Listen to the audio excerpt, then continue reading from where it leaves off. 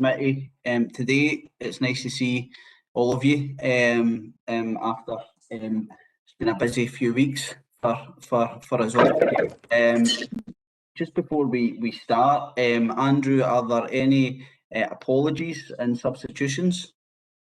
Yes, Convener, I've got a couple. Apologies received from Councillor Junaid Ashraf and Councillor Fannin, also from Councillor Shevlin, who's been substituted by Councillor Rorty, and Councillor Stubbs, who's been substituted by Councillor Weir. Okay, thanks very much for that, Andrew. We also, I'm pleased that we have a number of new members on the committee, so welcome to you all, and a special welcome to Graham Patterson, who's our new religious rep. Nice to see you, Graham, and welcome along to the meeting. Colleagues, this is the first committee since the sad passing of our colleague Robert McKendrick. Robert, as you know, was a valued member of this committee and a steadfast supporter of education services in North Lanarkshire, the schools in this area and the young people across our communities. So we will just have a moment's silence in Robert's memory.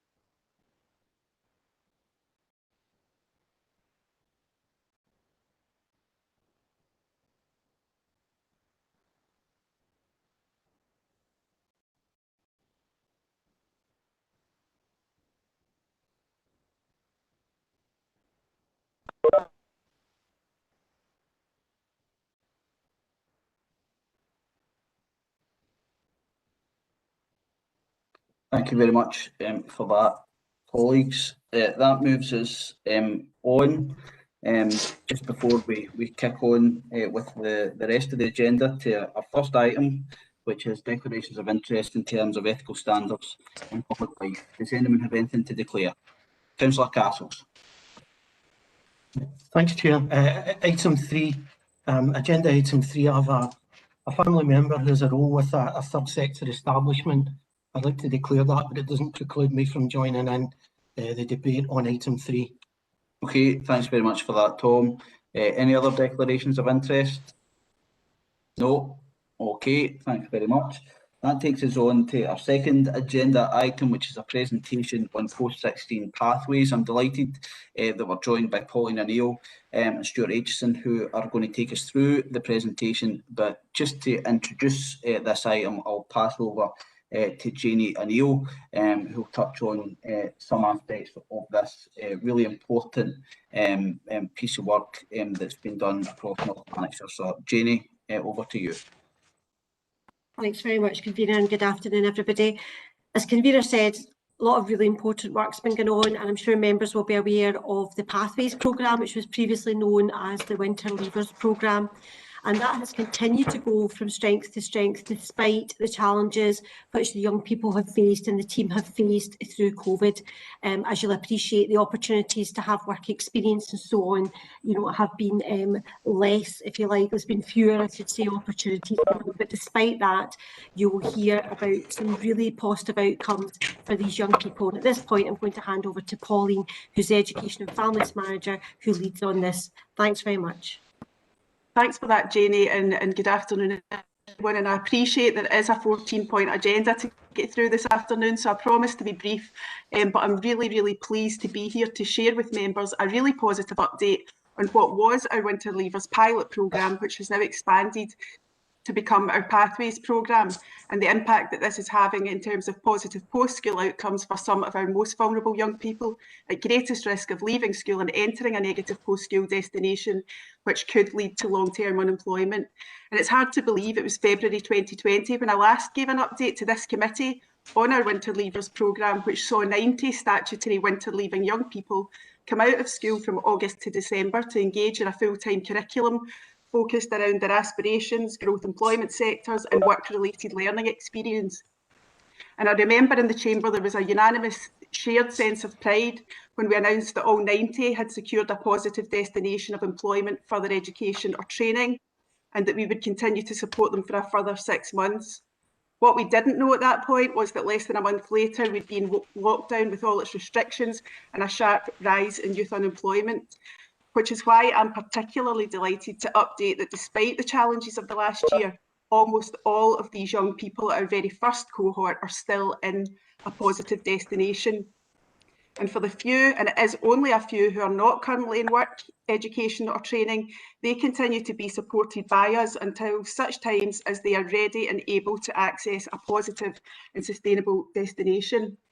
I also want to highlight that during the pandemic, the programme has grown and expanded to support even more young people from an even wider cohort. And I've asked Stuart Aitchison, who was one of the original Pathways coordinators and has just been appointed to temporary Developing the Young Workforce Pathways lead officer, to go through just a handful of slides to summarise the progress and the expansion plans that have been taking place during these very challenging times. So I'm going to hand over to you now, Stuart. If you want to share your screen, thanks. Thanks, Pauline, and good afternoon, everyone. Just bear with me while I bring this presentation up, which hopefully you can all see now. So, as Pauline said, I'm just going to give you a bit of an overview of how the programme ran this year and also how the plans we've got to expand and develop it going forward. So this year, as Pauline said, we expanded capacity from the original 90 we had last year. We've taken on 122 young people this year, and because of the restrictions and the lack of opportunities available for young people, we expanded the programme to accommodate S4 through to S6s this year. But as you can see from the chart at the top right hand side of the screen, the predominant group were still the S5 winter leavers who the programme was originally designed for. And despite the lack of opportunities and restrictions and the impact that the COVID's had on youth employment, we've managed still to secure a number of really positive destinations for our young people, and the chart at the bottom right just indicates where those young people are currently moved on to. So at the moment we have 17 young people who've moved into apprenticeships, 12 in employment, 13 at college, 23 with training providers, and those at training providers are still receiving support from ourselves, Routes to Work and SDS, so that as they reach the end of that training period, we can then support them to move into their next destination. We have 18 young people that are still on the Pathways programme who are predominantly S4s, and other young people that required a bit of additional support to make that next step, and they're working through to June with us on a full-time programme. We've also got 14 young people who are on continued support, and those young people are young people we think are work ready but just haven't had the correct opportunities. So the Pathways team, along with Routes to Work and SDS, are meeting them on a weekly basis and in contact on the phone throughout the week to put them forward for jobs that are coming up and support them to apply for college courses, and just keep engaging with them until the correct opportunity comes up for them. And we envisage that number dropping off quite quickly in the coming weeks, as a number of young people are waiting for confirmation of college courses or for job opportunities. Their CVs are out with employers right across North Lanarkshire. We had 3 young people in December move on to the activity agreement. We've got 15 young people that are engaging with the virtual schools team, which we'll touch on in a wee minute. We had 6 that returned to school quite early in the programme that felt that school was actually a better opportunity for them at this point, and we've got 1 that's currently volunteering with a view to moving into employment in the coming weeks as a job in the correct sector opens up for them. The chart on the left just gives you a brief idea of where the young people moved to. So predominantly, construction and early years and childcare at this point, which are huge growth sectors in North Lanarkshire. So we've managed to secure positive destinations in those areas for a number of young people. And despite all the restrictions, there's plenty of good news stories have come out of the programme this year. I mentioned Care Experience before. We have had 2 additional members of staff join the team this year, a Learning Pathways coordinator and support worker who were funded through virtual schools, who've been engaging in young people that are on the full-time programme, but also supporting those other 15 young people that for the various challenges that they face. They aren't able to engage full time in the programme, and they've been creating bespoke sessions for these young people, and the success has been huge there. A number of young people have never or very rarely attended secondary school have been able to be supported through national qualifications in English and Maths. A number of them are out in work placement, and the virtual schools team and our pathways coordinators are supporting them to apply for college and jobs going forward. For the first time, we've had young people achieve apprenticeships within the local authority. 3 of our young people achieved assistant youth support worker posts through the Youth Guarantee funding we call Community Learning and Development, which is a huge positive this year. And 28 of the young people have moved into the construction area, whether that be currently in training, employment, or an apprenticeship. And again, being such a huge growth sector in North Lanarkshire, it's really positive to see young people moving into that area. We secured more industry recognised awards for our young people this year. Some of the pictures on the left-hand side of your screen there, you can see that through our partnership with Roots to Work, the training providers that we've used this year, partners at Active Schools, young people have gained qualifications in things like first aid, CSCS, moving and handling, food hygiene, infection control, and all these things are great learning for the young people, but also really enhance their CVs when they're going to apply for jobs going forward as well. Again, we've had more jobs through North Lanarkshire's Working, the partnership between our employability services and Roots to Work. So through the North Lanarkshire Working team going out and actively advocating for our young people, we've had more young people move into jobs and apprenticeships through that route, which has been a huge positive for us. We managed to secure through Janie's team digital devices for all our young people, which has been absolutely huge this year, just with us having to change venues quite frequently because of the restrictions. The young people having their own devices has allowed them to keep working on CVs, keep working on job applications, keep their English and Maths work getting done, and the Duke of Edinburgh work all being done as well. So without those devices, it's been a real challenge for these young people. We've also made them available to some of the young people who didn't have devices that were moving into training. So they've been able to use them there as well, which has been hugely positive. And our partners across all other NLC services have been massive again this year. We've introduced English and Maths National 4 for the group that we're currently working with, that are staying with us through to June. And we're hoping by the end of the school year, the majority, if not all of them, will have achieved a National 4 in those subjects. Our Active Schools partners have been able to provide us with live work placements, which has been great for our young people, but also allowed us to access the Parks programme at Strathclyde Park and giving the young people opportunity to get out of the classroom, which they don't want to be in, and get outdoors, and teaching them loads of transferable skills that they'll be able to use when they move into a job or into college. CLND have provided a route and pathway for our young people to achieve an apprenticeship through the youth support work job, but also they've provided staff that have come out and delivered Duke of Edinburgh awards for the young people, and over the next couple of weeks we should be completing that as well, which is another great award for our young people to enhance their CVs.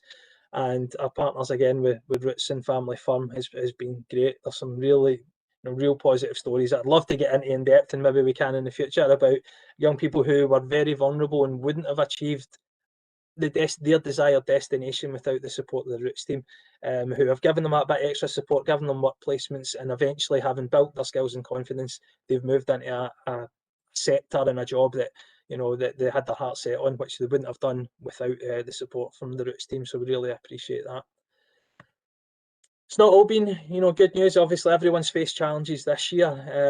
I'm not going to go into a great detail in a number of these areas, but just want to highlight some of our partners and other council services that have really supported us through these challenging times.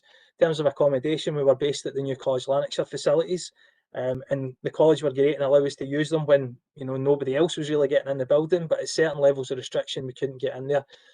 The only way we could keep that programme running face to face and really providing the opportunities for the young people that they benefit from was to get to secure other facilities, and our partners and colleagues at North NL Leisure and Culture NL bent over backwards to find us great facilities at really short notice that allowed us to keep that face to face engagement. So we really want to thank them for their support there. And also, as Janie mentioned at the start, the lack of work-based learning was a huge issue for this group, because they don't want to be stuck in a classroom, to get them out as much as possible. And where we weren't able to get them onto live work sites, through our support from our colleagues in the procurement services, we were able to create a flexible framework and bring on a range of training providers that could provide an opportunity for our young people to try out the skills that they would have done on a live work site. And without their support and getting that framework in place, we wouldn't have been able to create the programme we have this year and really, provide these outstanding opportunities for these young people who've really benefited from it. So going forward, we want to try and increase the capacity of the programme again. As Pauline said, at the start with 19 year one, we had 122 this year. We're aiming to work with 270 young people across the programme next year, which would be 150 in the main programme across the 3 localities, but also trying to target another 120 young people who are most vulnerable through our enrichment afternoon offer. To build that capacity, we're going to change the delivery model slightly, and that we're going to have 2 programmes running. We're going to have a cohort running in August to December, which will target the S5 winter leavers and any other S5s that require additional support. And then we'll recruit a second group that will start in January and run through to June, and that will be S4s who have come back to school in August, who are disengaged with school, disengaged with education, are not attending and unlikely to achieve any qualifications.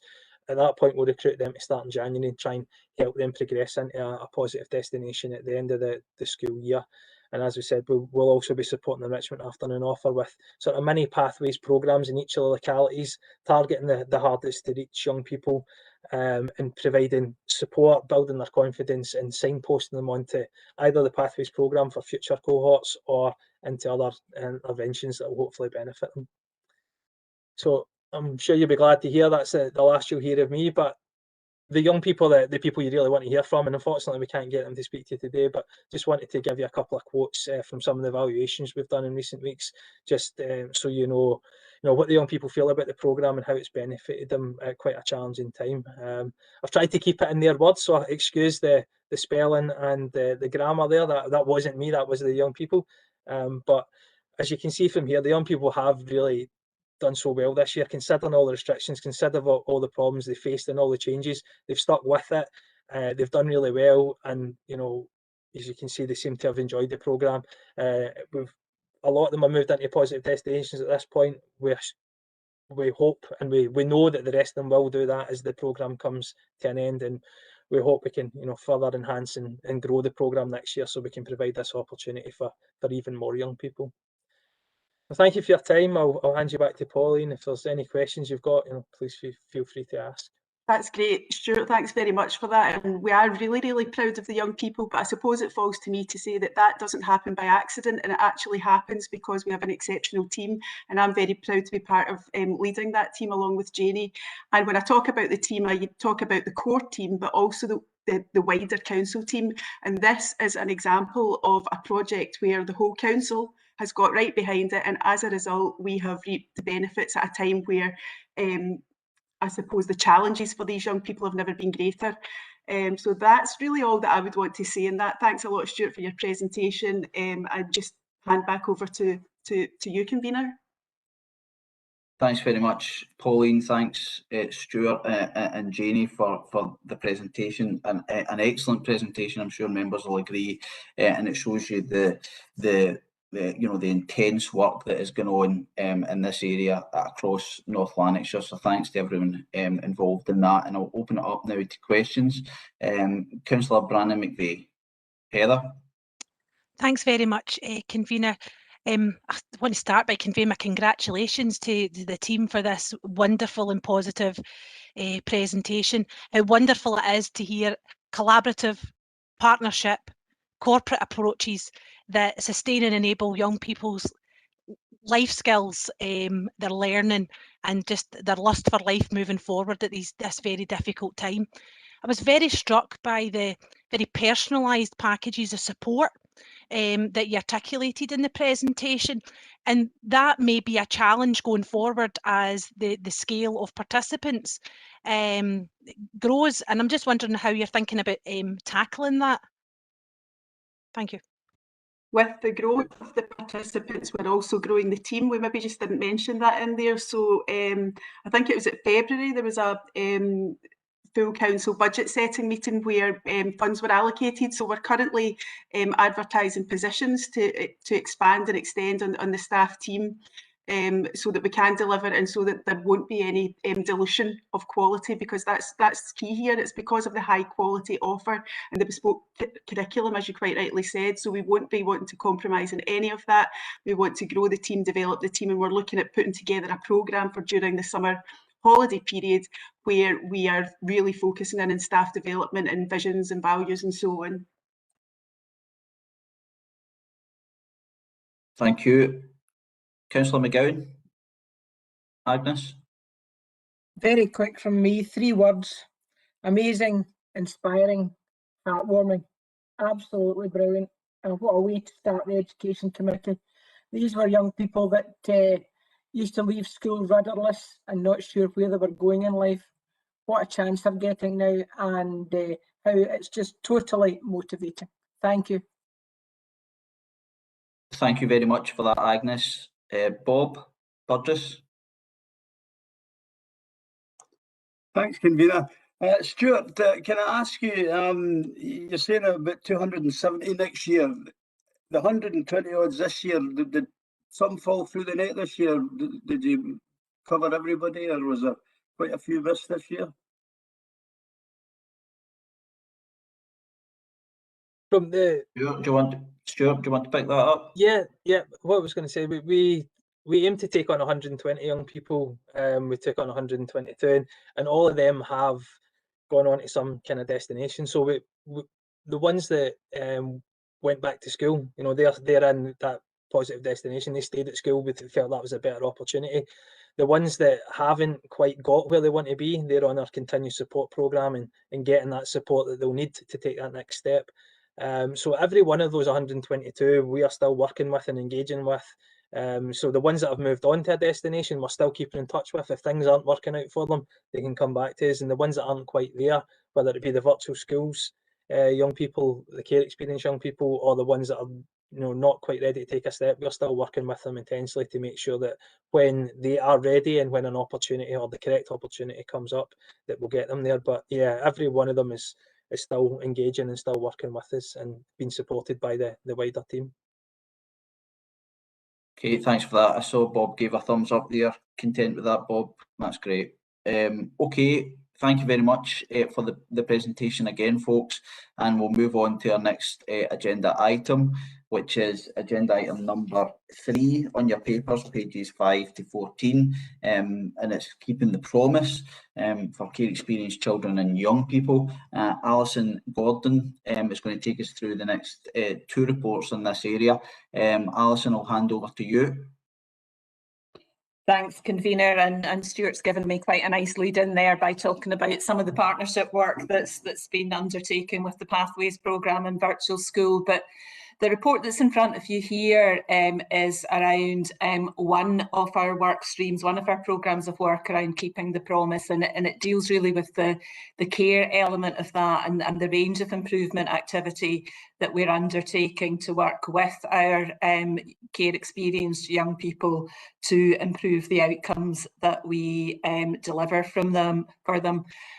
Members will know we've had previous reports and a presentation on keeping the promise, that's an ambitious national transformation programme which goes beyond care to family support, the area I'll speak to next. But there's been a long-standing commitment, obviously, in North Lanarkshire from the council itself to actually drive that change and make improvements in that area. One of the developments since we last reported around this area of work has been the publication of the Promise Plan at the end of March there, which sets out nationally the ambitions for the first 3 years of the Promise, and really built around fundamentals around listening to children, attention to rights, poverty, what matters. And we absolutely are using that as a driver for our change activity here in North Lanarkshire. We have just published for final consultation our own children's services plan, and when members have a chance to have a look at that, they will see that that's constructed around the key fundamentals and foundations of the promise itself. And similarly within education and families, the quality improvement framework that we are developing is also built around the delivery of the promise. So I won't go into all of the detail of all of the programmes that or strands of work that are reflected in the report, because members will have had a chance to read that, but maybe to focus on some of the highlights or key areas that we have been looking at. One of them clearly is around voice and participation, really building that listening to children and young people's rights absolutely into the way that we operate. So the couple of developments that are identified at the start of the report are really around the embedding of the Champions Board model. Within North Lanarkshire, the Champions Board has been established for over a year now, and is really the forum where young people who have or are experiencing care have an opportunity to engage with leaders, not only of council services, but partners as well. And a couple of the main changes over the last period of time that have been taken forward is obviously developing that forum so that it has a link to a group for younger children, so that we get more of a sense of their experience and their voice.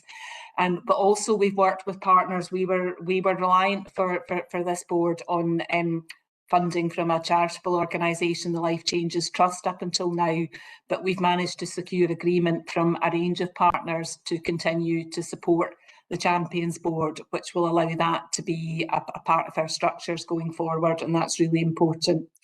Linked with that, we also have created within existing resources within the service opportunities for 4 young people within 3 posts to join us as Promise development workers. So that's young people who bring their own talents and care experience to support the work that we're doing. We've reconfigured our own team to round about that so that we're better able to deliver. And we also have been able to draw on Youth Guarantee funding and a little bit of funding from health to appoint some assistant support workers as well, who form a core part of the Promise team, which will be really critical to the activity going forward. And there's a wee bit of a highlight there within the report, noting that Promise team, mainly the young people who've joined us, were successful in a bid to the Promise Partnership, which is a national fund, and the money that was got from the partnership will be used to drive both engagement activity and support us look at data and records very much from a young person and family's perspective, as opposed to purely a professional look at that. So that's really critical, and the team will be reviewing and developing our own implementation plan going forward. The rest of the report updates on some areas of activity that have been reported to committee before. So in relation to Close to Home, which is a programme across all of education and families, really driving to ensure that we support as many of our children and young people who do need care as close to their communities and in their communities as possible. If we can't support them remain at home, we want to support them be cared for within our communities where we can build appropriate supports round about them. So we have changed some of our structures in education and families so that we're planning in a much more integrated way around those young people.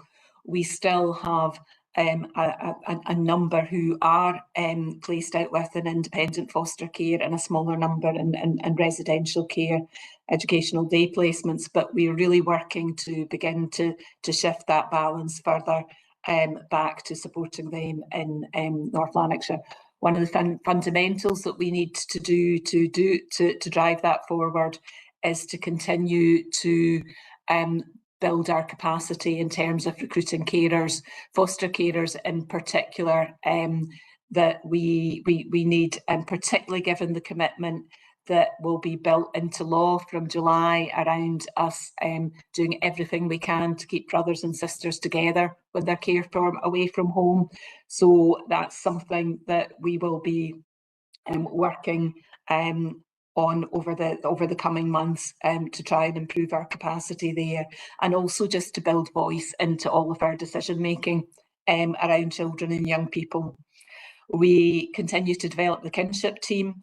There's reference there to how that's beginning to improve the support that we offer to what is our most substantial group of carers, kinship carers, and to align that with the support that we offer to other carers through our base in the Carers Centre. And again, we are looking at our resources and seeing if we can I suppose dedicate some more resource to support that team, because it is critical, and kinship carers are fundamental to supporting so many of our young people who are experiencing care. There's quite a detailed report and update on the virtual school. I won't go through all of that. You've heard about some of the partnership activity with the virtual school already this afternoon. Maybe a couple of initiatives which have been really successful to draw members' attention to. The Forest School, one of our staff is now trained in terms of Forest School delivery.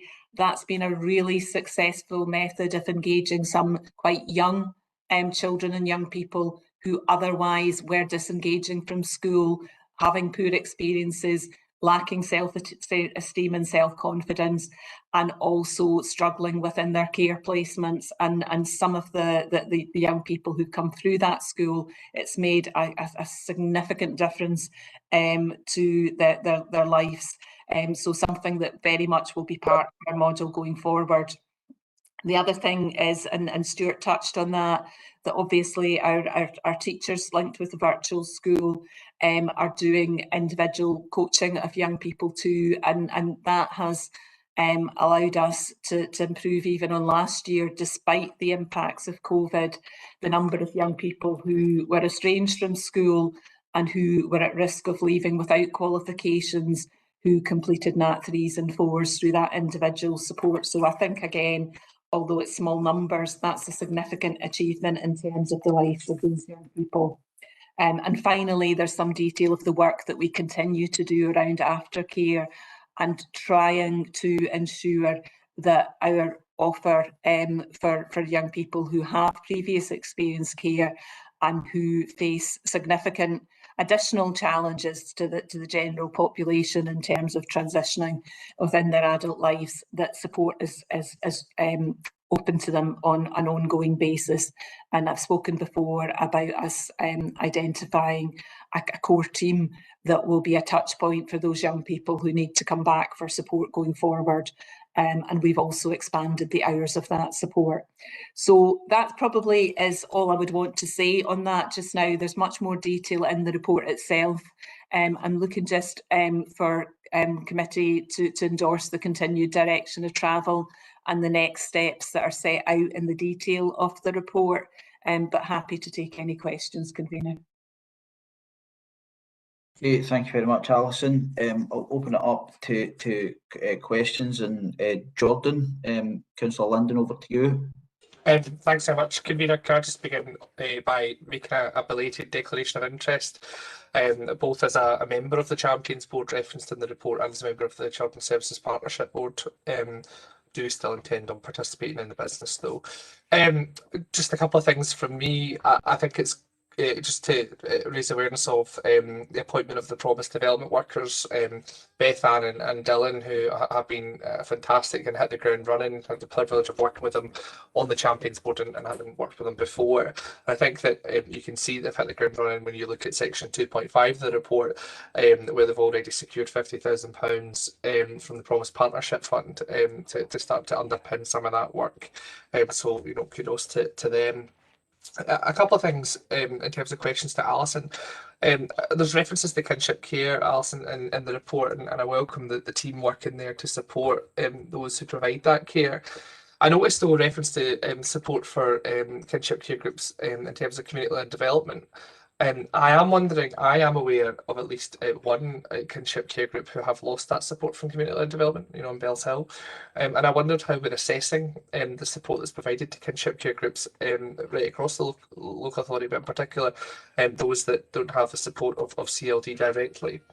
And then more generally, I think that members, when they're reading these reports now, will see the genuine attempt at trying to include corporate council and everything that's happening with the promise. And I think that you can see that with the underpinning in particular of the relationship between housing, not working in isolation, but actually trying to see corporate council being involved. How are we, continuing to strengthen that and involve every area of the council in delivering the promise? Yeah, thanks for that. A couple of important questions there. Alison, can you pick up on that? Okay, thanks, Councillor Linden, for your support and questions round about that. So I suppose a number of ways in relation to that. I'll start with the last one in the engagement of wider council services. We do have broad representation in relation to our own, what was our corporate parenting subgroup of the Children's Services Partnership is now our own Promise Partnership of council services across the piece. So they are part of the partnership group that is driving some of the key actions forward that are part of our children's services plan, and similarly will be with our Promise implementation plan. The Promise development workers, although employed through social work and education and families, we have been absolutely clear in their remit that they have the freedom to engage across the council and across partners in terms of driving change. So this isn't about creating transformation in one part of the system, it's across the board. And in relation to, maybe just to give a couple of examples in terms of, you mentioned housing in particular there, we are doing some work with around the areas of aftercare, but also vulnerable young people who may not have been formally in care at 16, but who may have been in and out of the system before. We are working together with housing colleagues, Bernardo's and community learning and development colleagues, to look at how, particularly in these times where we know that young people are particularly challenged around employment, etc., and have had some of the worst impacts of the pandemic, we're working to try and deliver support in a much more collaborative way to that group. Linking back to your question on kinship, we are also doing some work with housing colleagues now specifically about housing needs and kinship carers, because clearly some of the challenges for kinship carers in taking, and to be fair, we probably place more sibling groups with kinship carers than we do with other carers.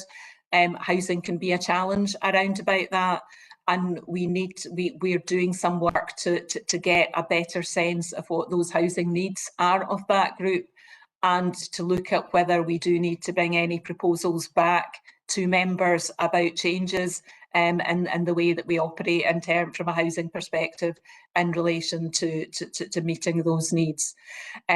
Back to the kinship carers more generally, the team are clearly still developing their relationships and consulting with focus groups, with carers, etc., to get a sense of needs and what's most helpful. Some of that will be about making some of the supports that are available to other carers available to kinship. Similarly, our family support, I'm going on to talk about family support in a minute, and making sure that family support is available to kinship carers and not just to other families. So that will be key. The specific issue around the Bells Hill group I wasn't aware of, but the team do link in closely with community learning and development colleagues. So I'm happy to check on specifically on what's happening around support to that group and come back to you with a response around that. Okay, thanks for that, Alison. You happy with that, Jordan? Yep. Many thanks, Convener. Thanks for that. Councillor Johnson, Cathy. Hello, hello, Alison. I've lost you on my screen. I can't see you. Never mind. Still here, Councillor Johnson. Oh yes, I see you now. Sorry. Thanks very much for that report, Alison. A lot of detailed work going on there. Very impressive work. I was really quite impressed that you're using children who are, excuse me, in care in your Champions board. I take it these children are in care at the moment. Is that right? It's not young teenagers who have left, you know, at work that you're recalling, or is it children that are there in care that you're using to hear their voices? Councillor Johnson, it's a mixture really. So some of the young people Councillor Linden referred to who have experienced care before but have now moved on and who are in fact employed by us are still active participants in the Champions board because the cause is important to them. They want to make a difference for other young people. But we also have within that Champions board young people who are still experiencing care. And we have also, although partly because the mechanics of the Champions board itself are maybe a bit more suitable to older young people, it normally is secondary age children, young people and above who participate directly in the board, but there's an associated group for younger children. And one of the things that the board itself is trying to do is to expand its reach so that it's not just representing children and young people who have been in residential care, for example, but we hear the voices of children and young people that are cared for in a range of settings. And some of the members have also experience of foster care and indeed kinship care. So it is a mix, but the reason for continuing to fund that board is to improve its reach and to make sure we hear all of these voices going forward. Thanks very much for that. It shows care and the voice coming together. That's what it struck me when I read the report, you know. I've got another couple of wee things. Is that all right, Frank, if I go on? Absolutely, Cathy, no problem, no problem. Right. Thank you. I was pleased to see that you're thinking about keeping families together, but that's not always possible. Is the family, whatever family you're looking at, do you assess it to see if it would be a good move? Because sometimes some siblings require to be apart from their younger or older sibling. You know, or is it just if a family needs to be moved, it's an automatic thing that they go together in care? Even though I welcome the family situation, but sometimes it doesn't work, you know.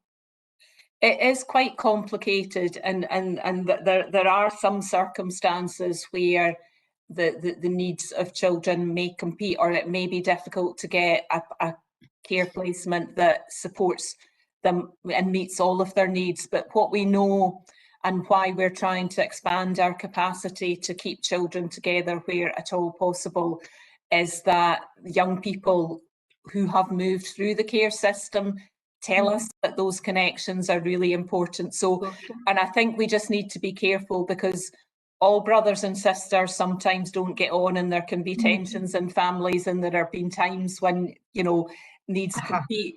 And I think we just need to make sure that when we're planning for our children and young people who are experiencing care, that we don't, I suppose, that we normalise that as much as possible. They will have had extra traumatic experience that sometimes make some of these tensions, frustrations, difficulties more.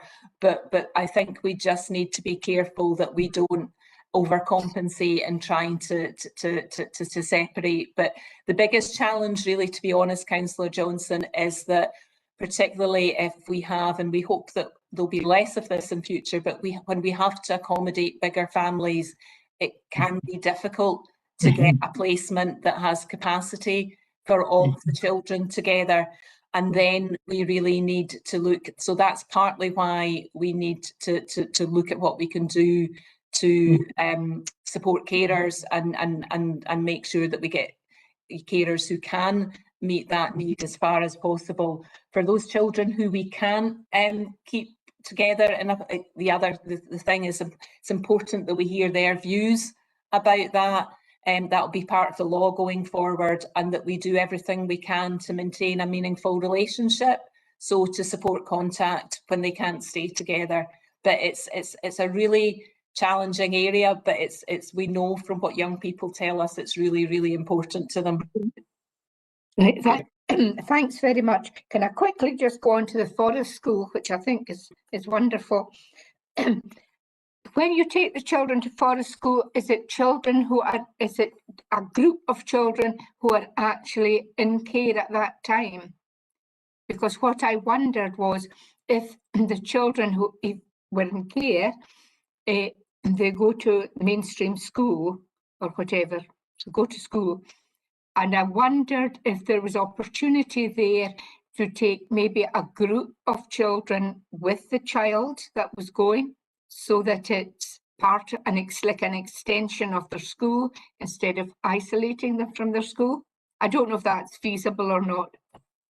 It's a good question, Councillor Johnson, and I think we try and build things that work for the individual children. Most of the young people we've been working with in the first instance, who have been coming to the Forest School, are children who've been struggling in school, and so having that time out is important to them and helps us build skills, helps them with their attention, helps them with their confidence, and those qualities they can take back into school, and we try and build that back into education. So we normally work with small groups of children who may, within an age range, and who may have different home schools.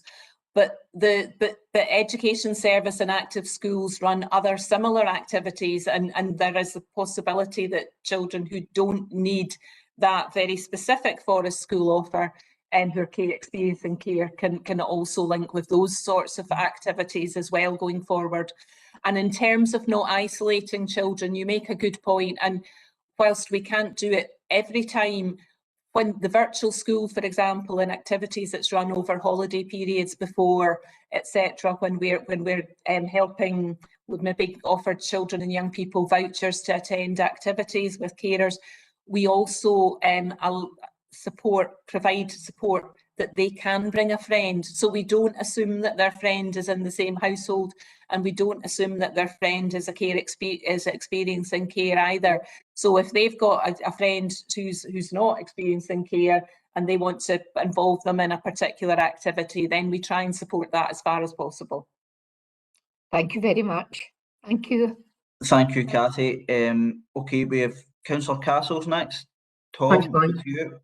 Thank you. I've got 3 questions. The first one's on page 7. It's 2.3, and it talks about the Today Not Tomorrow group engagement with care experienced children and young people to widen the scope of engagement with care experienced children and young people. I just wonder how that's progressing. Do you want the 3 questions, just one after the other? If you don't mind, Tom, that would be great. Okay. The next one is on page 8, and it's 2.7, and it's about the close to home. I just wonder how confident you feel that we can have the resources, that's in the personnel and establishments, to bring those care experienced children in-house, considering the sometimes very, very complex needs and requirements that they have. And the third one is also on page 8, and it's 2.10, and it's about the review to undertake a very important role of foster carers. I know it's a bit unfair to ask for it and to anticipate something before the review, but what format do you intend that review to take, and how do you feel it will progress that very important area of improving the capacity to accommodate children with specific needs? Thanks. Those are the 3 questions. Okay, thanks, Councillor Castles. TNT really is linked with the response I gave earlier to Councillor Jordan in relation to the Champions Board. So TNT was the original group of young people that was supported by the development worker and who were teenagers mainly, who had come through residential care, not exclusively. We're always conscious, because it's easier to reach our children and young people who are cared for within our children's houses than some who are cared for in different care settings, foster care, kinship, etc., that we may miss the voices of those other young people. So TNT itself is working quite hard to make sure that they reach other children and young people. It's not even at the moment, but it's something we continue to do. We use social workers and other workers to support just make sure that people know about participation opportunities. And for those children and young people who don't want to be part of a group and who maybe their care identity isn't everything to, you know, they don't want to be involved in that activity, they just want to get involved with the life with their family as they know it, then what we do is we use, I suppose, the information that we have from our normal engagement with that child and family to inform our planning as well through our review systems, etc. But we're certainly trying to hear more about the experience of children who are looked after in kinship and younger children, and that's why we're really happy that the group that's called itself the Crafty Foxes is a younger children's group that is contributing and feeding into the Champions Board. On the Close to Home programme, you're absolutely right, it is complex. So it's partly, you know, we need to build our capacity locally, as well as getting better at our planning to try and reduce the need for external placements.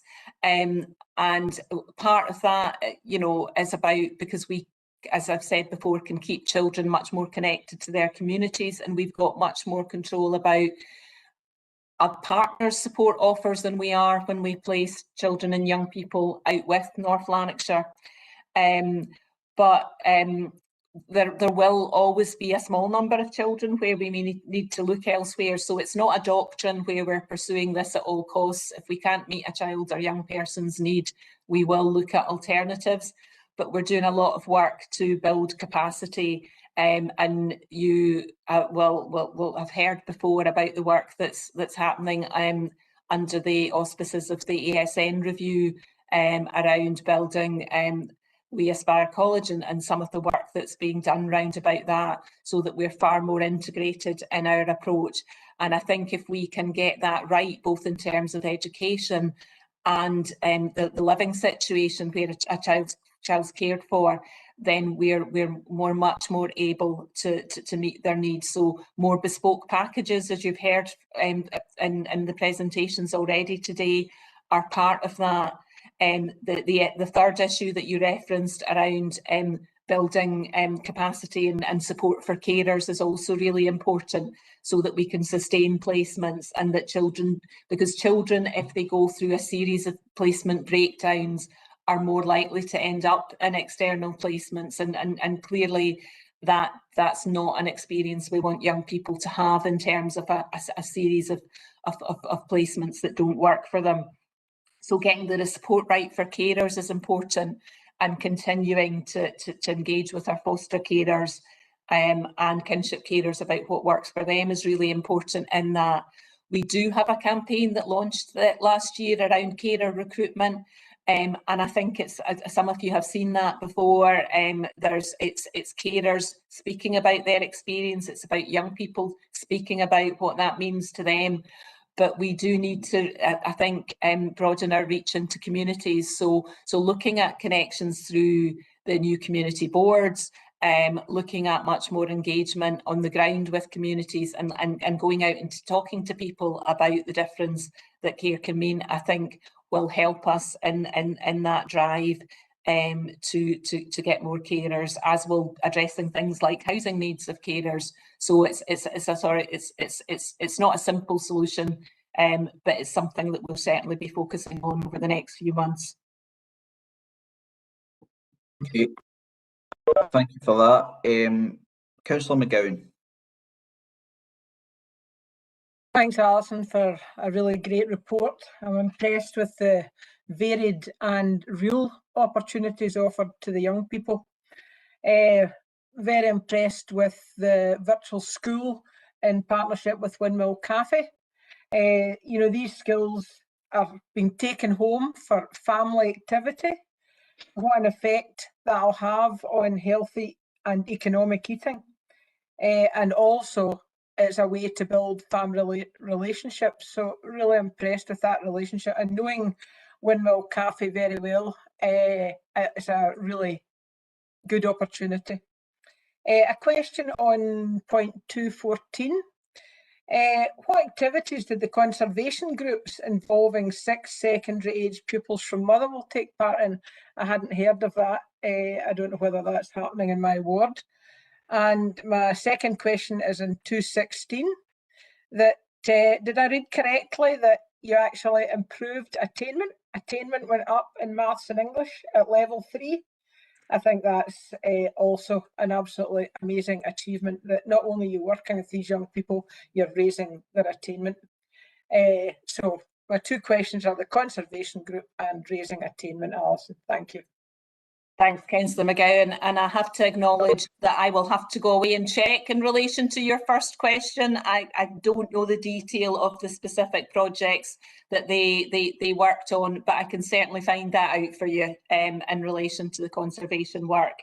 In relation to attainment, I was really within that specific group of young people, yes. The virtual school has prioritised, it obviously supports schools, but in terms of its direct work with young people, a little bit like the Pathways programme that you heard about earlier, is trying also to catch those young people who may otherwise leave without positive achievements and qualifications. So the focus really has been on, with that area of work, identifying young people who are at risk of, because they've maybe had placement changes, they're disengaged from school, they're struggling in other ways, individual coaching through the teachers. So what specifically I'm reporting on there, at that time we didn't have the broader attainment figures, is the number of young awards that young people who had that individual coaching achieved. And that went up slightly this year, despite the fact that obviously it was a year where young people missed quite a bit because of COVID. So I think it is an achievement, yes. Individual coaching through Nat 3s and 4s has been really important and has given those young people who have been involved a real lift. Thank you. Thanks, Agnes. Bob Burgess. Right, Convener, thank you. Alison, you'll be glad to hear that you've covered my 2 points, but I was looking for a wee bit of expansion on 210, on the carers. I've seen it on the buses and on television. Are we really short with them to this stage, or are we quite comfortable at the moment? To be honest, Councillor Burgess, we have not got as high a level of carers as we had in the past in-house. I think that's partly people's different lifestyles just now, etc., and just the sometimes how people see foster caring. Our recruitment in the past sometimes has often been most successful through word of mouth. We have done well, and I'm really pleased that we've done well in recruiting permanent and adoptive carers for children and young people, but we have not so far probably been able to recruit as many temporary foster carers as ideally we would like, so that we could better match children to placements and, as I say, accommodate bigger families as well. So we do have a good campaign, but I think it's looking at what we can do to achieve, improve the reach of that campaign. And also, I suppose, maybe there are opportunities in some of the changes and work styles, etc., that have come from the pandemic, and or people who have maybe not thought about caring before, but because of other changes in terms of their work might think about caring. And I think we need to tune into that as well. Lovely, Alison, thank you. Okay, thanks very much for those questions, colleagues. And can we agree the recommendations as are outlined on page 5? Thank you very much. Colleagues, takes us on to agenda item number 4. Colleagues, this is keeping with the theme in relation to keeping the promise, and it's here for noting. I'm not going to ask Alison to go into further detail on this. Are we happy to note the recommendations, or we can take any questions if members have got them? Happy to note. Okay, That's great, thank you very much. Takes us on to agenda item number 5. Colleagues, at the last meeting we had a fairly robust discussion about domestic abuse services in North Lanarkshire. We committed to bringing back a further paper on that. This paper has been presented to members today, and there will be a further paper at future meetings. I will ask Alison just to touch on some of the main points within this report, given the level of attention and the number of questions that members had the last time. And Alison, I'll hand over to you. Okay, thanks, convener. So the report, as you've outlined, is in response to the request from the previous committee and a follow-up to the 2 previous reports which were presented, which provided information on the wider programme of work around tackling domestic abuse in North Lanarkshire. And without going into huge detail or revisiting some of that, I think it's important just to emphasise again that the work that is supported through the Commission services that I'll go on to talk about is really part of a wider whole system approach to tackling domestic abuse. And I thought it might be helpful to give members some of the statistics about, I suppose, that drove us forward in thinking we need to broaden our approach there. So, and also you'll see in the appendix to the report an illustration really of the whole system approach that we're adopting here in North Lanarkshire, which deals not just with the response, however important that is, to supporting people who have experienced domestic abuse, but also addresses activity that we are looking to drive around prevention and primary prevention in relation to our work in schools, etc., and secondary or tertiary prevention in relation to work with perpetrators. So that whole system approach is really important to us, because despite the strong partnership working to date, you'll see from the stats that are presented in the report that we have some real challenges about the prevalence of domestic abuse and the harm that it causes to our communities. So the report covers itself, the main body of the report, 3 main sections. One just provides a little bit of an update on some of the activity that's been highlighted previously around the improvement activity we're taking forward within the partnership. You'll see that in relation to our work with families, that we are leading a bid which to the Equally Safe Fund that we hope would allow us to expand the rollout of Safe and Together.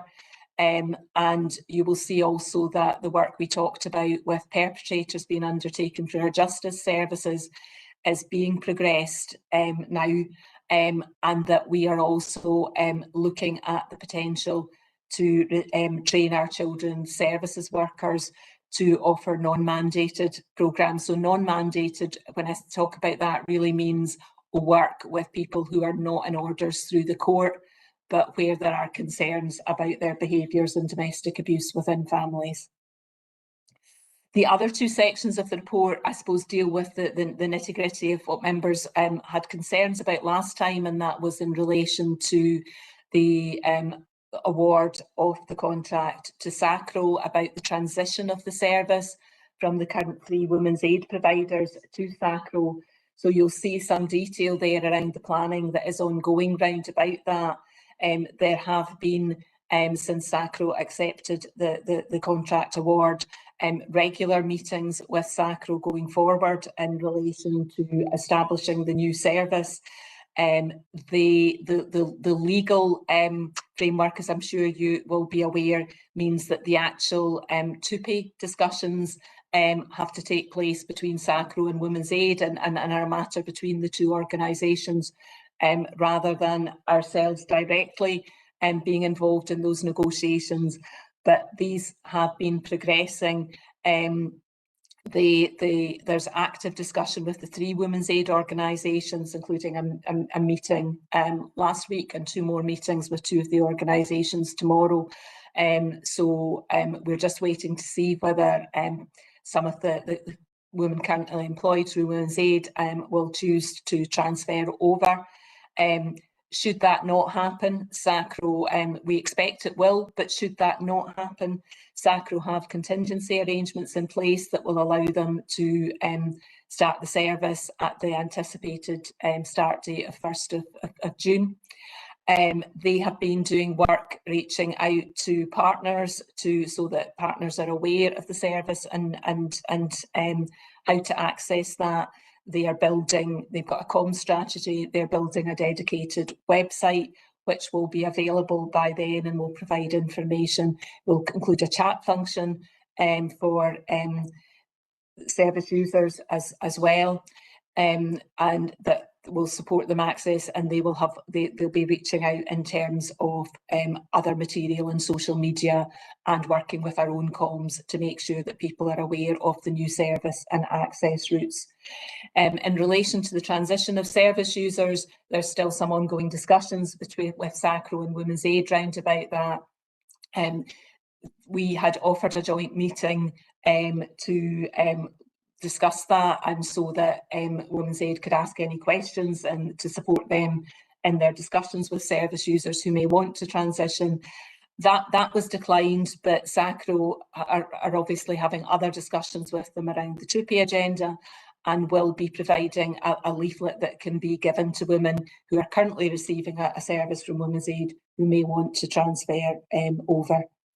In relation to ongoing discussions about future partnership working with Women's Aid organisations themselves, they clearly remain key strategic partners for us.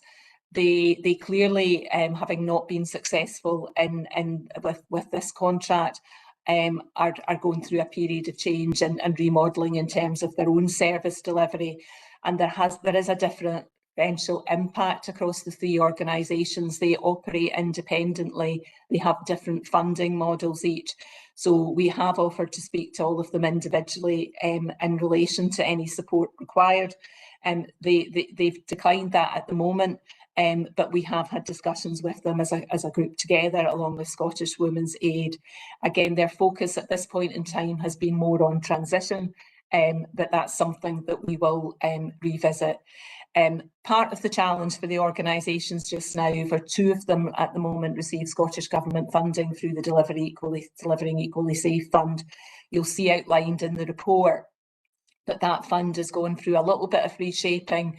The majority of the fund is ring-fenced for specialist organisations like them, but they will be making bids back into the fund this year to fund some of their other activities, and they won't know until that process is concluded in July whether they've been successful with that. So it does create some uncertainty, additional uncertainty for them in terms of planning. We have offered through the Violence Against Women Strategic Group any support that partners can in relation to any of these bids. We're not clear exactly what they're bidding for just now, but for example, at the moment, two of them are funded for children's services. We've offered obviously the opportunity to discuss how that links with Children's Services Partnership Plan, so that we can strengthen as far as possible the bids and the support that's coming into North Lanarkshire, and that's something that should they want to pick that up is on the table. Clearly all of them will still be providing refuge provision, and they have had some discussion with SACRO about pathways to refuge provision, etc. as well. That will continue to be part of the offer, and as we spoke about last time, is funded separately. In terms of strategic participation, I think as they go through that realignment themselves, they have expressed some concerns about their capacity to continue to participate in strategic fora. And we very much want their expertise within that. So that's an area that we will be continuing to discuss with them, because they make at the moment an important contribution to MARAC, which is Multi-Agency Risk Assessment Conferencing, and the Domestic Abuse Disclosure Scheme decision making as well. So that's something that we would want to support. And finally, obviously, domestic abuse is to go full circle. Is really closely linked in terms of health and well-being more generally, both for children and for families. So we are continuing to explore whether there are other opportunities for partnership with women's aid organisations that can be supported through some of the health and wellbeing initiatives and funding that's in place, as well as some of the new developments coming through our justice services. I'd like to be in a position to give you a little bit of more definitive position on all of that, but in terms of timing, we're just not at the stage where either the organisations themselves have totally worked through their plans. So I'm afraid I'm only able to share where we're at just now. My suggestion would be, because I know members are also concerned about how the transition to SACRO will work and what that will look like going forward in terms of service delivery, that I'd provide an updated report to the next committee in the autumn. Thanks very much, Alison, for that update. I've got a couple of questions. First is from Bob Burgess. Bob.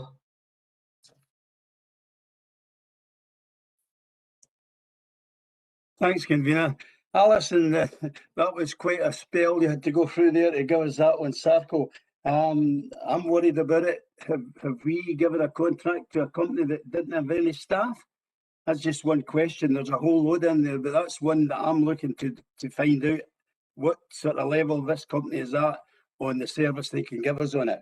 Second, could I find out on the 4,266 domestic cases that we've got down here, are any of those repeats? You know, we've got a percentage figure at the bottom, but is there any way that you actually take note of repeat offences in that total? And a third one, sorry to give you three, could you explain to me honour-based violence? I mean, I'm aware of the honour-based killings, I've read about them, but I've never heard of this honour-based violence.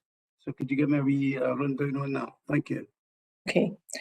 Okay, so I'll start where you started, Councillor Burgess. In terms of SACRO, I suppose it's not unusual for any provider to be awarded a contract or make a bid for a contract based on that they will recruit staff specifically to support that new service that they're delivering.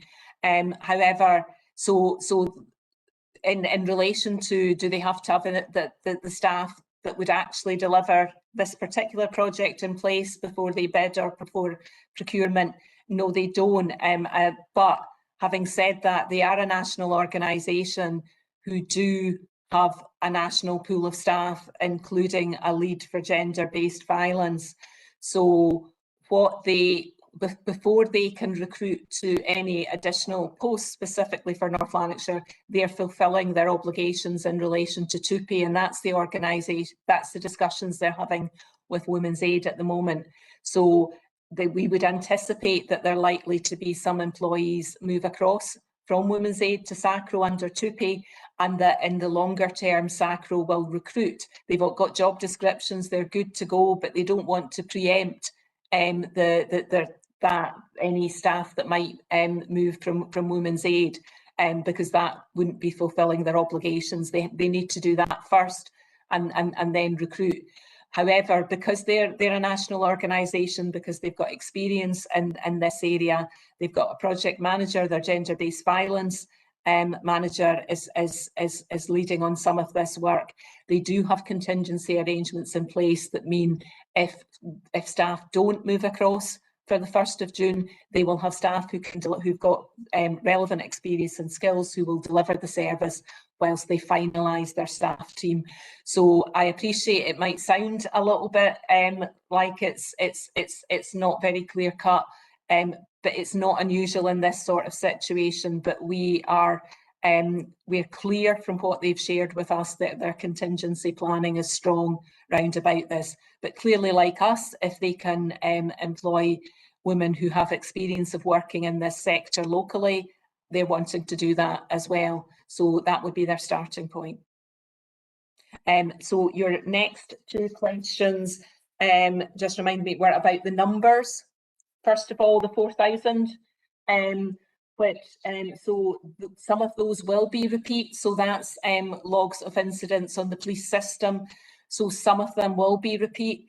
I don't have the total number of repeat offences in front of me, or incidents, because it's incidents rather than offences that are on the IPPD system from the police. But probably there will be a number of repeat incidents linked with one perpetrator within that. And that can be as much as 20–30% in terms of repeat incidents.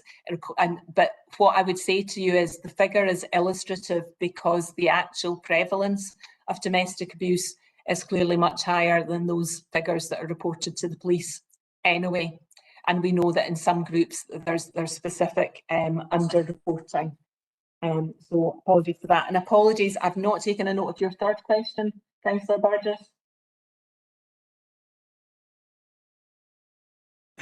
Yeah, it was just if you could explain to me the... Oh yes, honour-based violence. Honour-based violence.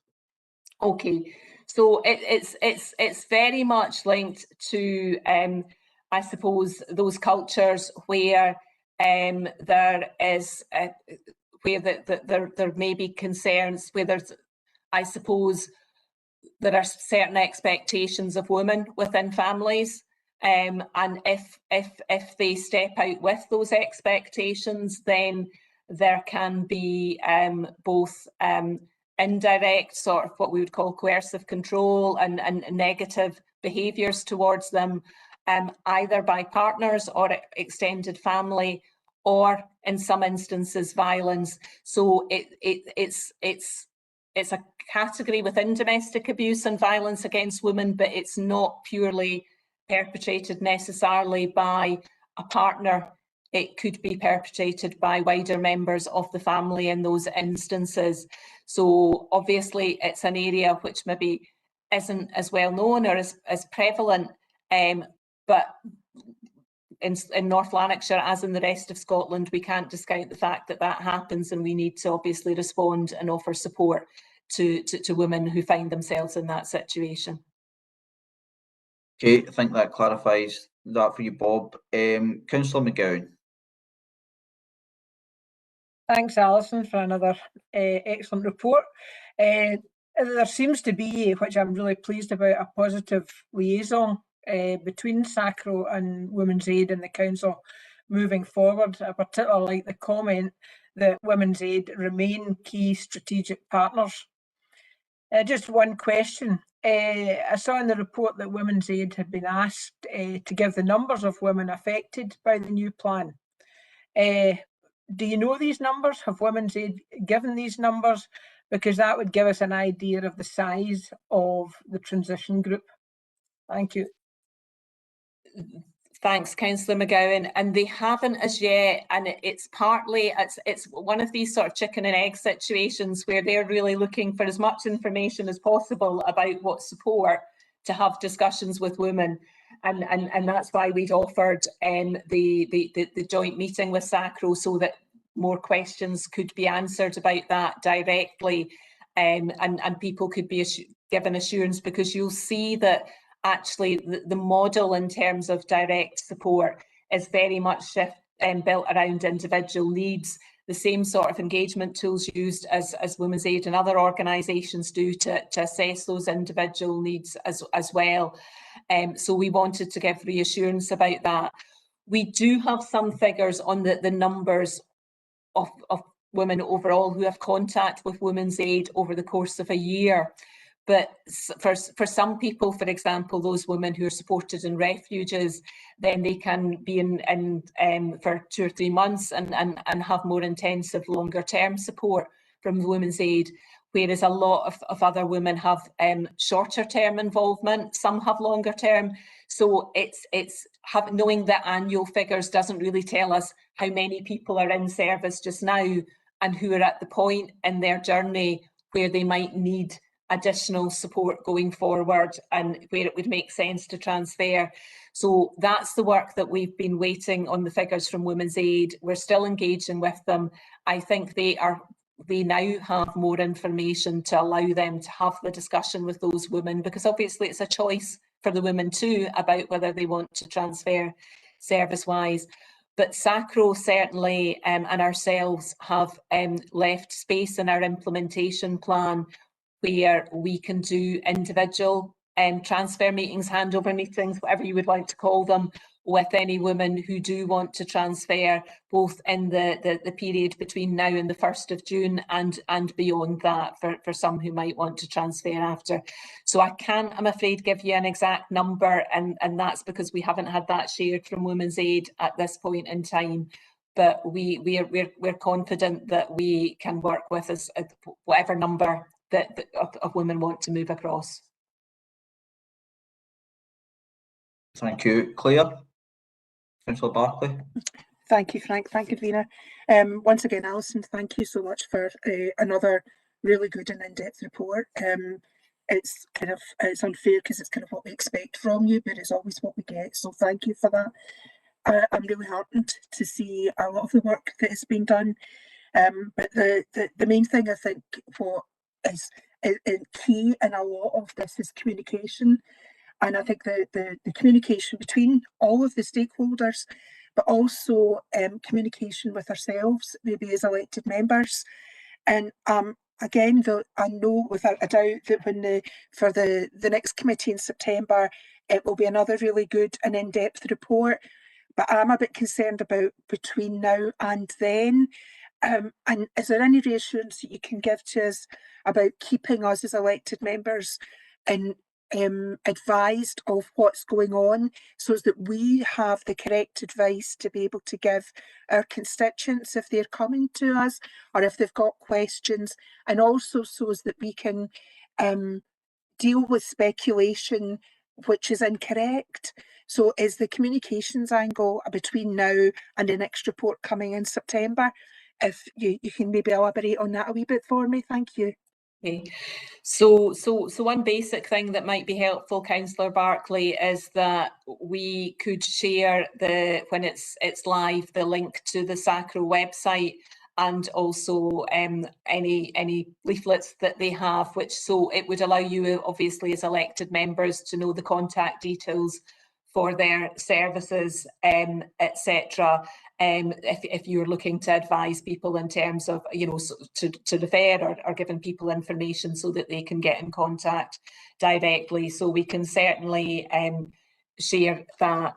And clearly, if there were any hiccups or major changes, I'm happy to commit to informing people about that. But and the bit that's, I suppose, a little bit we won't know. In terms of the sort of developments with Women's Aid, we will continue, I suppose, I will assure you, to look to engage and provide support and to look to what support they need to engage in the key strategic fora. We won't know, and I guess potentially because of the issue around the timescale for applications to the Delivering Equally Safe Fund, they probably won't know until after that's concluded what their future service models are going to look like. So and I also am conscious that I'm delivering that information to you as indirectly, and they're independent organisations. But certainly, if there are further queries about that, I'm happy to update people if there are concerns.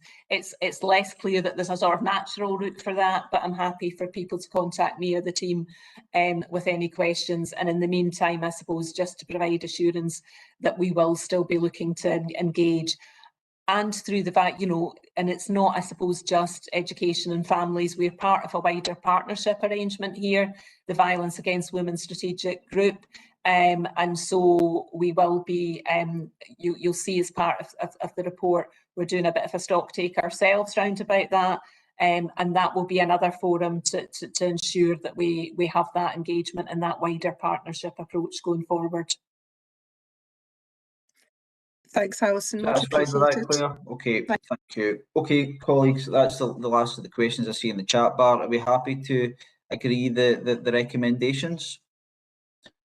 Thank you very much for that. Takes us on to our 6th agenda item, which is mental health, wellbeing and resilience paper. As you'll see, colleagues, it's a fairly comprehensive report, but a hugely important report, I have to say. So I will ask Gerard to touch on it briefly. I know members will have read it, but I'll ask Gerard to touch on it very briefly, and then we'll open it up to questions and comments. Thanks very much. Gerard. Thanks, Convener, and apologies. I know it's over 100 pages long, so I will keep it brief.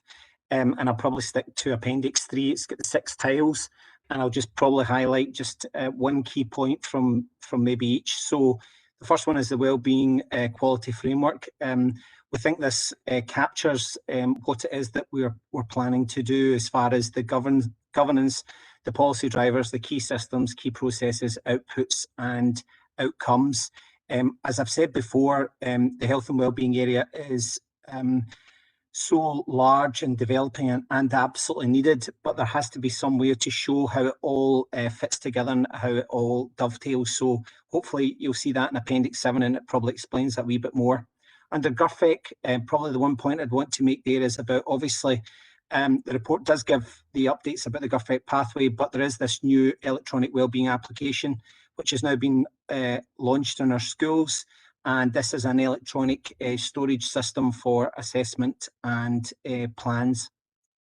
Under cluster working, I think it'd be fair to say it's going from strength to strength. And obviously we saw the real importance of it during that lockdown period when we were keeping eyes on those vulnerable children from a child protection perspective.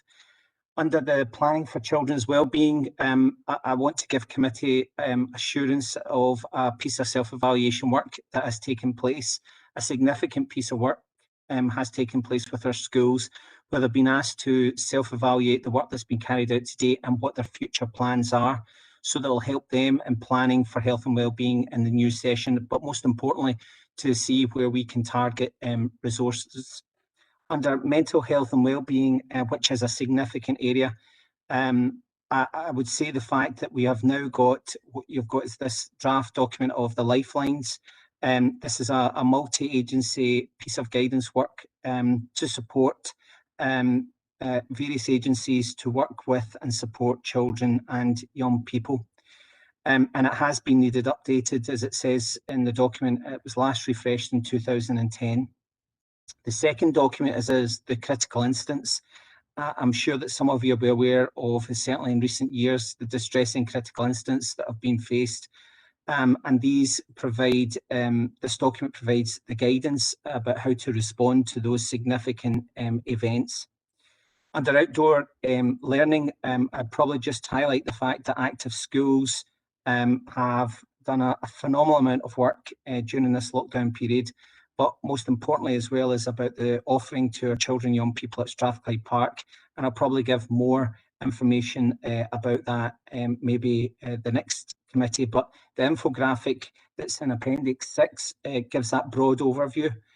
And finally, in relation to the assessment and measurement tools, you'll be aware from the last time I reported about mental health and wellbeing, we said about the strengths and difficulties questionnaire had been sent out to our schools. So I'm delighted to inform you that at the moment we have got a 98% return to those questionnaires from our primary children, and from a secondary perspective we are 60%. We have left a window now of a fortnight just to try and mop up this last amount from our secondary colleagues, but they have been obviously focusing on the senior phase pupils for their SQA exams. And the last thing just to mention is about the Outcome Star. We mentioned this before about this is a resource, an assessment tool that is used by our justice colleagues, and we're extending this out now to our education and families to ensure a more consistent approach to assessing need. Convener, I'm happy to take any questions. Thanks very much. Sorry, I'm muting myself there. Thanks, Gerard. We have Cathy Johnson is the first question. Cathy, over to you. It's not really a question as such, Gerard. It's just to say that I think it's a great piece of work. GovFEC refresh appears to improve the links between social work and education, and this can only benefit children and families. And it's good to see a measure of well-being being introduced into it. So a very good piece of work. Thanks very much for it. Thanks for those comments, Cathy. We have Councillor McGowan. Agnes? I agree with my colleague Cathy, an excellent piece of work. I just want to ask about the counselling support from 2019 to 2020, which was during COVID, I suppose.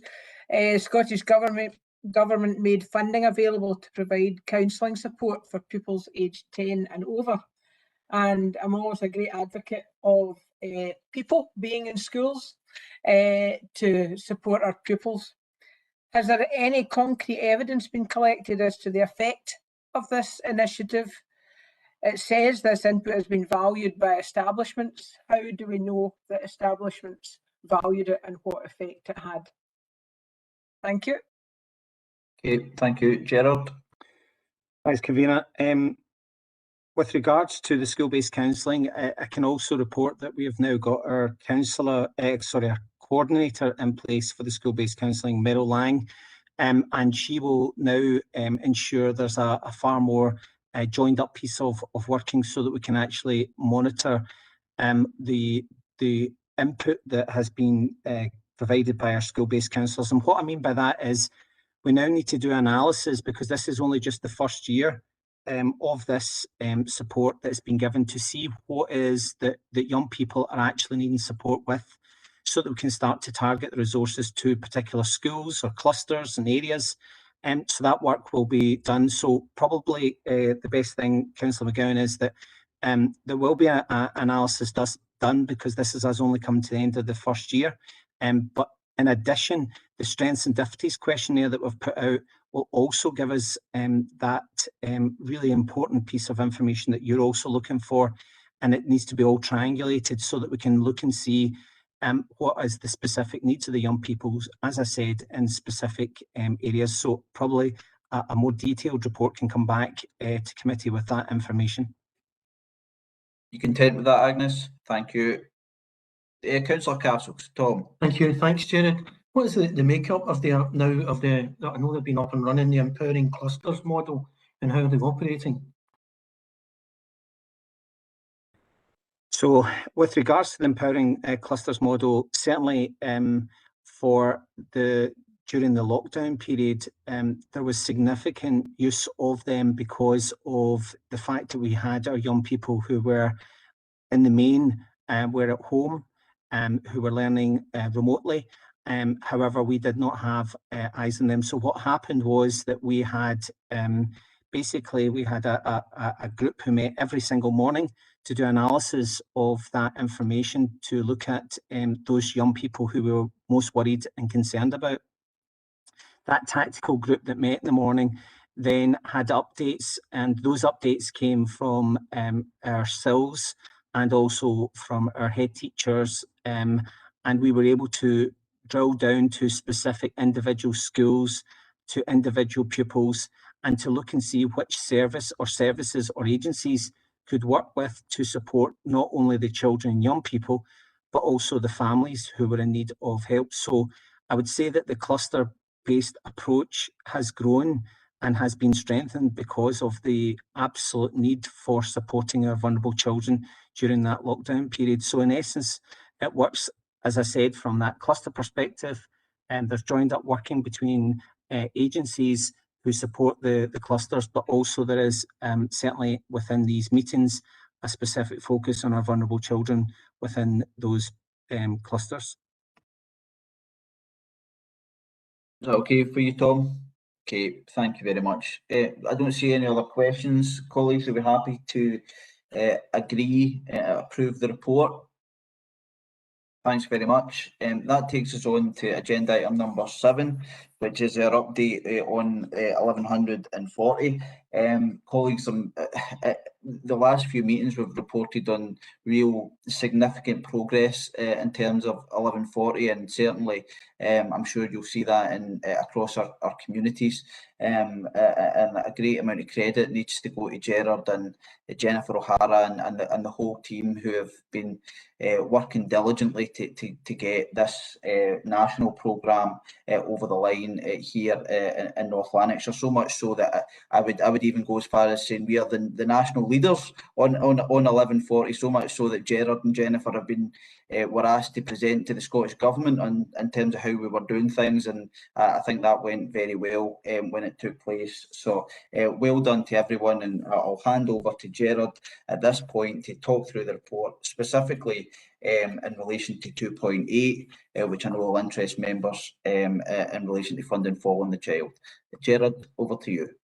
Thanks, Convener.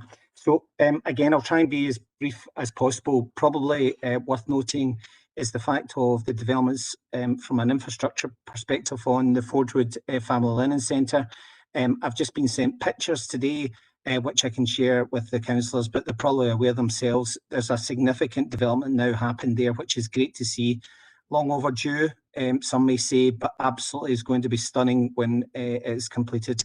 As far as Cumbernauld is concerned, I was out on site there. We're going to have a continuation of the links and visits to the Glen. And also, I know that there is the allotment at the back of the new setting, which we will have a gate into to ensure those community links continue. With regards to Wishaw Hill, I can update you, as I have, myself and Jennifer has updated local councillors. We have linked with the community groups through the aid of the CLD and community officers. And we're now aware that there's 11 hours of activity within that specific setting. We have provided appropriate alternatives which have been agreed. So at the moment we are full steam ahead in using the Wishaw Hill Community Centre as a new setting for a family learning centre in that area. I can also give assurance that if there are community groups who wish to use that specific setting, we will accommodate that moving forward. Under workforce, there is a significant number of posts to be filled, but I can give you that reassurance that there's been a significant amount of applicants. And certainly when I give the next update, I'll hopefully be in a position to say that the vast majority of the posts should be in place. Under quality, I would probably just want to say the fact that even in the report, I think it states that there was 1,189 engagements in quality officers CPD activities. That is now increased to 1,850 members of staff and our partners who have been involved in joined up pieces of work of training. So again, the focus for us now that the infrastructure, the workforce are in place is absolutely quality. And certainly I know that that was an issue that had been raised at committee before. Facility support, the loving lunches are in place. I was in a setting just a few weeks ago and I popped in to see the fact that there was a significant number of children who were sitting down to have their lunch, hot meal. And again, in a really calm environment, which was lovely to see. The children were talking to each other. The staff, most importantly, were engaging with and supporting the children. So that is in place. And I have to say that that is not the case always in other councils, but we have endeavoured to make sure that every child is receiving that loving lunch.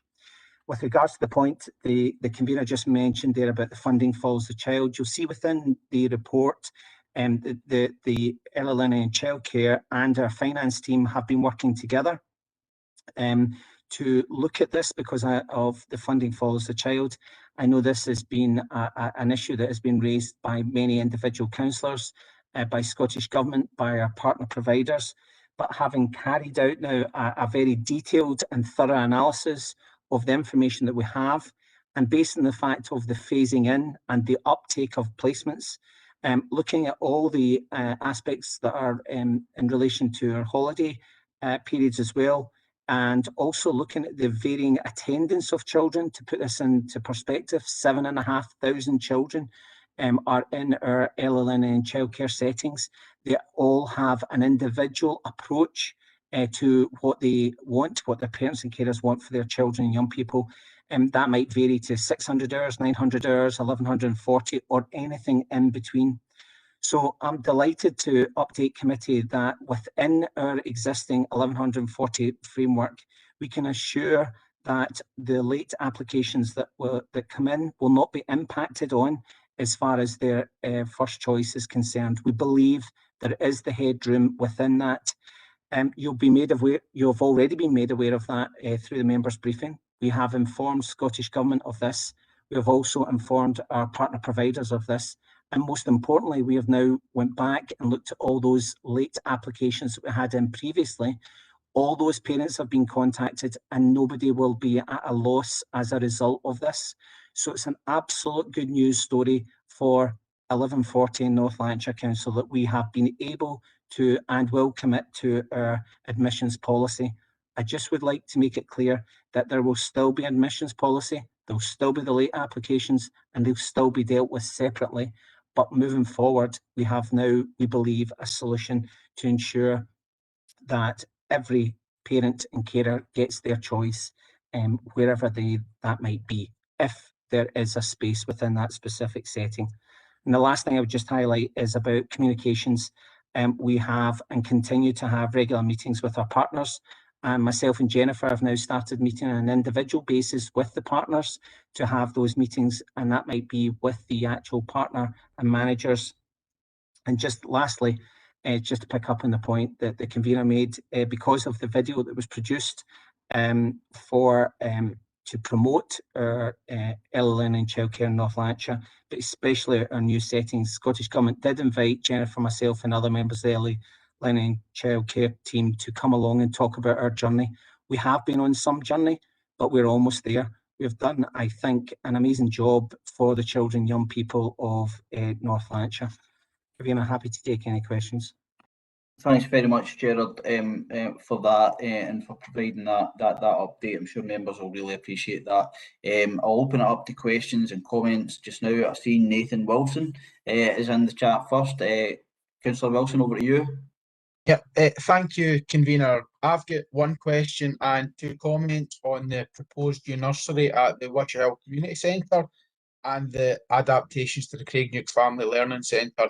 Firstly, I think it is important to recognise that solid progress is being made with the nursery proposals, and I thank Gerard, Jennifer and the team for all the hard work that they're doing and taking the project forward. My question relates to staffing at Wishaw Hill once the community centre has been repurposed into an early years centre. Paragraph 2.2.4 in the workforce section provides information on the eventual recruitment of a head of centre and deputy head of centre. I would just be grateful if Gerard and Jennifer could also advise in the Council's plans for ensuring all required staff at the nursery are in place for its future opening, and if a full recruitment process for all positions will need to be carried out, or whether it is expected that some existing nursery staff within North Lanarkshire will transfer to the early years centre. So on to my comments, and I know that I've mentioned it before at committee, but I just want to reiterate that I do think it's important a target completion date for the Wishaw Hill nursery is set as soon as possible. Table 1 in the report shows that out of the 9 new family learning centres listed in the paper, Wishaw Hill remains the only one that is either not already complete or doesn't have a target completion date. As one of the local ward members, I do want to see this situation change and hope that by the time of the next Education Committee meeting in September, further progress on the issue can be made, particularly as I understand that there will be more certainty in where matters stand with planning approvals at that point.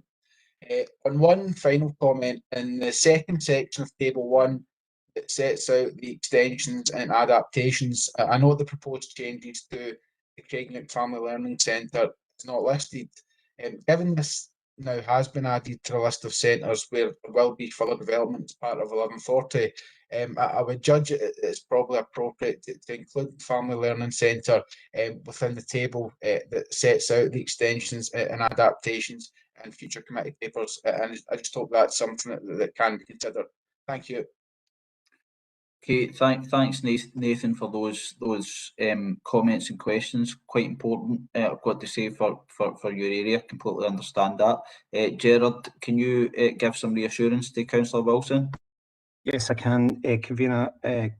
With regards to the recruitment, yes, obviously there will be a full recruitment put in place for that particular setting. However, we will need to look at, as we set up each of the new family learning centres as well, to see where there's any staff who can be placed within that specific setting. However, any vacancies will go through the normal recruitment process.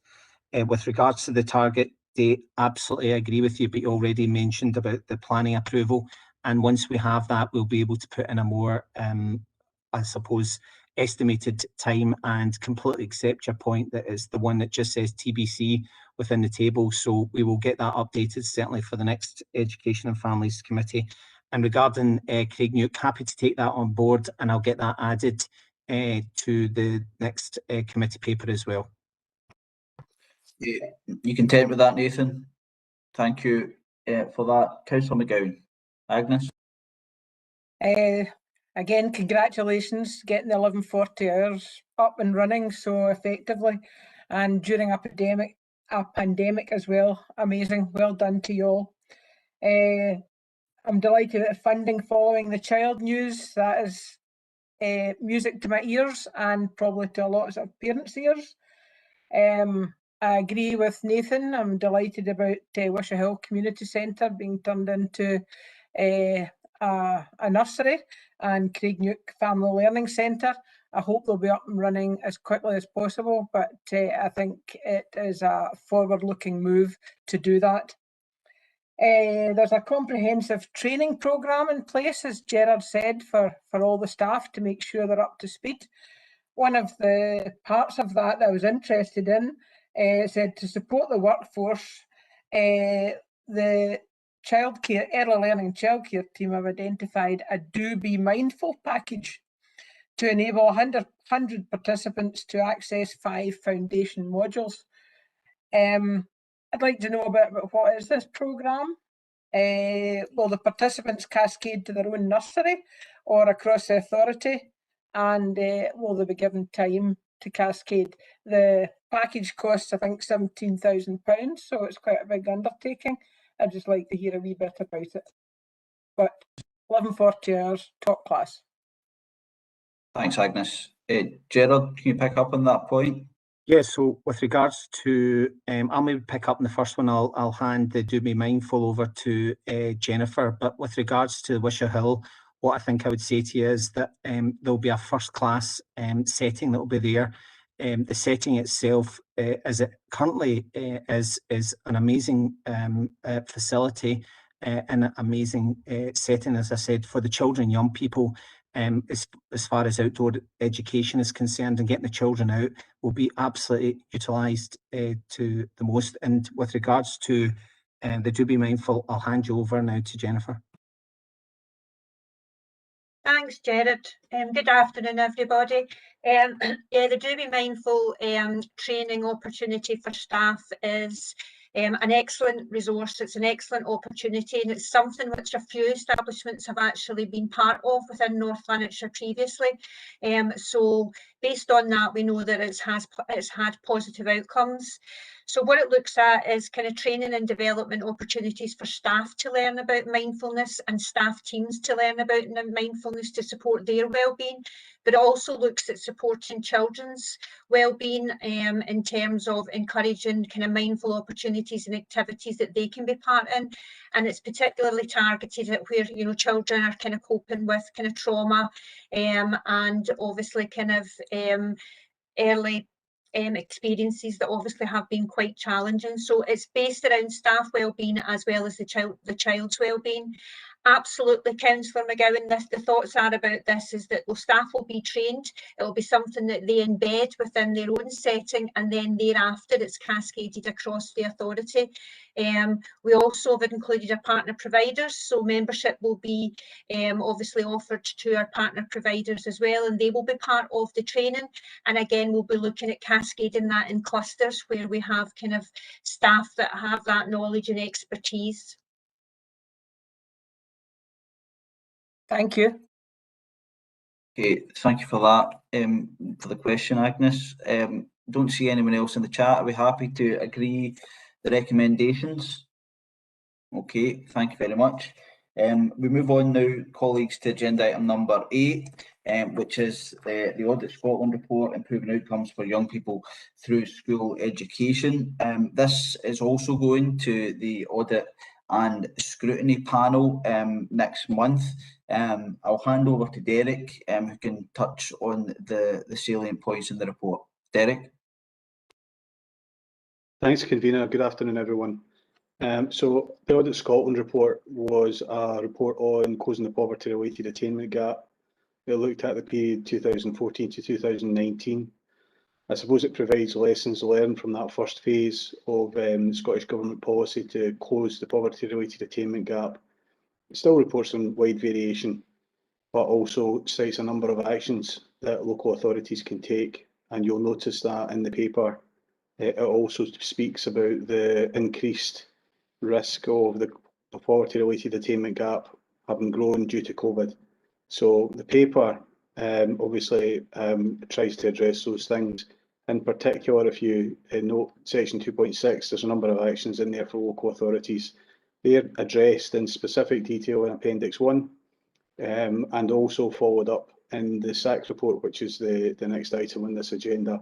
And the remaining management commentary in the report, and this is quite important, I think, to the service, is the intended actions the service will take specifically to address any learning loss issues relating to COVID, building on some of the existing programmes, many of which you've heard about this afternoon, and to show what we want to do going forward. So I think that's all I'd say at this stage, Convener, but I'd be happy to take any questions.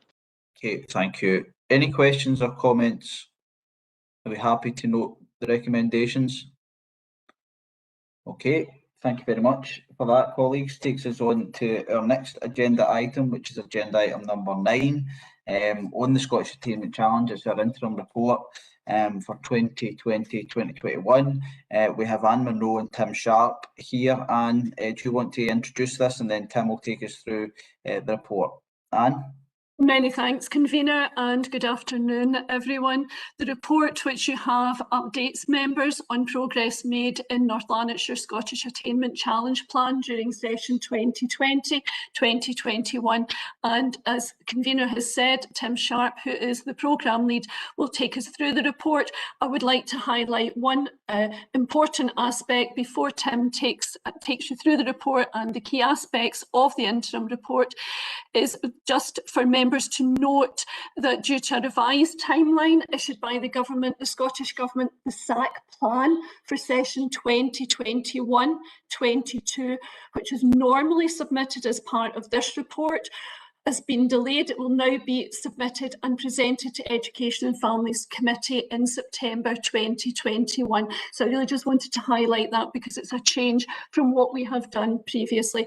Through you, Convener, I'll now ask Tim to speak to the report and take us through the key points. Thank you, Anne. Thank you, Convener. The executive summary in the paper in section 1 provides a historical background to the SAC programme in general, and as Anne alluded to, also gives some details in terms of the revised timescale put in place by Scottish Government for this year's SAC submissions relating to both the interim report and also the SAC plan. The references behind the change of approach, the direction of travel, and the extended detail of how the SAC programme now sits within the plan for North Lanarkshire is given in the introduction to the 2021 SAC plan, which members will have seen in May of last year. And this report details the progress that we've made and the challenges we have encountered based on that particular programme of work. Members will have had the opportunity to digest the report, so I don't need to go into any kind of detail, but if I could just summarise perhaps and signpost a couple of the key sort of areas. Section 1 gives an indication of the main operational changes and the role of SAC in supporting all schools now to the implementation and development of the cluster model, and references the associated papers, which also give greater detail on this approach and how it has a wider reach and a more sort of a universal influence across all establishments. It also outlines some of the interventions supporting our strategic approach to improvement that SAC support, and gives some indications of the various roles and involvement of the SAC team have had, and gives a clear indication of the interconnectedness between SAC and education of families in general, and how SAC supports that wider restructuring. Section 2, as in no great detail here, but this focuses on some of the report that's detailed within the SAC interim report for section 21, and also at this particular stage, how the COVID-19 emergency and the subsequent lockdown and associated school closures have had on the impact of the delivery of the plan, and you'll be able to see the grid there. In addition to this, Scottish Government has not been able to release any data which normally details the improvements on both a national and local scale. This data, which also indicates our progress in closing the poverty-related attainment gap, normally forms a major part of this report and also the subsequent end-of-year report in September. However, Scottish Government have indicated that the ASOL data will be uplifted this year and should inform our end-of-year report. The Appendix 1 does give some highlights and outlines the progress that we've got. There's some key points worth mentioning, perhaps for the partnership working, which we have seen strengthened from previous years. There's a strong focus now on sustainability, our support to the Pathways programme, which was highlighted at the start of this meeting, and also, of course, a thinking of life after SAC. Section 2 also makes reference to the ongoing programme of support delivered by the SAC team to head teachers and heads of centres in developing a clear rationale for their SAC and PEF spends and the synergies of approach between these two funding streams. The focus and support sessions introduced this year also reflect the various points raised in internal audit recommendations, with exemplars now of SAC and PEF plans being produced to ensure schools provide detail around the costings, the additionality, the focus and the evidence gathering to show impact. This approach also supports the recommendations highlighted in the Audit Scotland report, which Derek outlined in the previous agenda item. And on page 168, which has the recommendations, it references the need for helping schools to build up the data analytical evaluation and quality improvement skills so they can make more evidence-based decisions. And the SAC team now are supporting that kind of approach with both starting from head teachers as well as down to any promoted post within that structure who support both SAC and PEF. Just to finish, I'd like to say that obviously that every section that's been highlighted in the report, there's more detail in the Appendix 1, and the committee report is there essentially, hopefully, to pique your interest in terms of what SAC is about, the work plan, and then entice you to read on into the Appendix 1. Thank you, Convener. Thank you very much, Tim and Anne.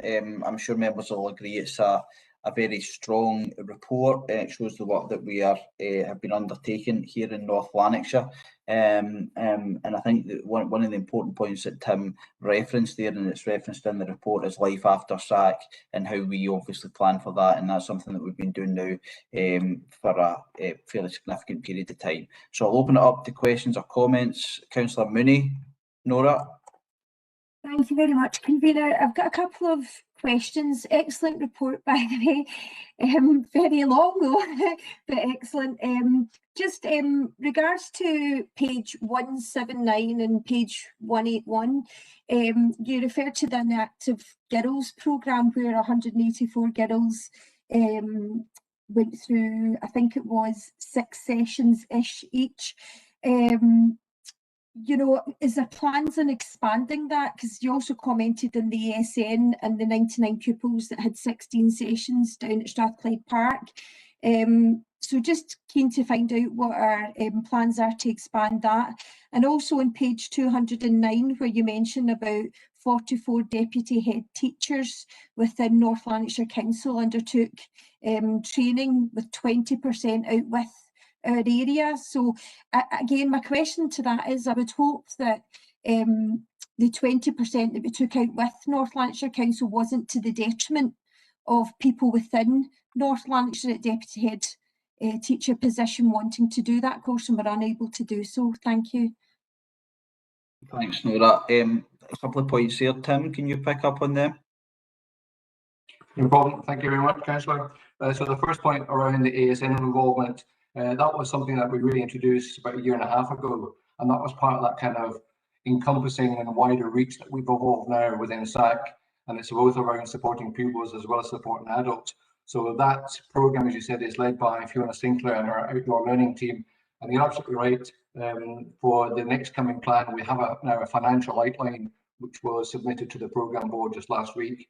And not only is that programme going to be continued now, it's actually going to be strengthened. So there's additional costings which are going to be associated with that.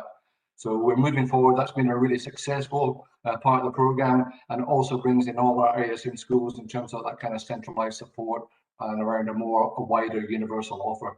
So I can assure you that will be continued and strengthened for next year. And the other question was, or comment really, was around the DHT involvement. Absolutely, there's no detriment to any of our own North Lanarkshire colleagues, and you'll be able to see from the report there that the reason for that involvement is because we have seismically shifted really our approach and our leadership. 2 years ago, we outsourced almost all of our leadership programme. Now we're sitting in a position where not only we're doing it internally, it's delivered by our North Lanarkshire staff, and we're now getting colleagues from, I think, 8 or 9 other local authorities who basically wanted to buy into the kind of programme that we are supporting. But that is not at the detriment to anybody within North Lanarkshire. And the shift from a face-to-face approach really to a digital one has probably enhanced that. It's certainly facilitated it, because really now there's no limit in terms of the numbers that we can be involved. So assured that the fact that is no detrimental to any of our own staff at all. Thanks very much for that. I don't see any other questions. Are we happy to agree the recommendations? Thank you very much, colleagues. Takes us on to our next agenda item number 10. This report's for noting. It's an update on the interim action plan of the West Partnership Improvement Collaborative. Colleagues, it's here for your information. Derek or Anne can take any, can answer any questions that members have got on it. And I'll just open that up just now if anybody does have any questions on it. Councillor Johnson, Kathy.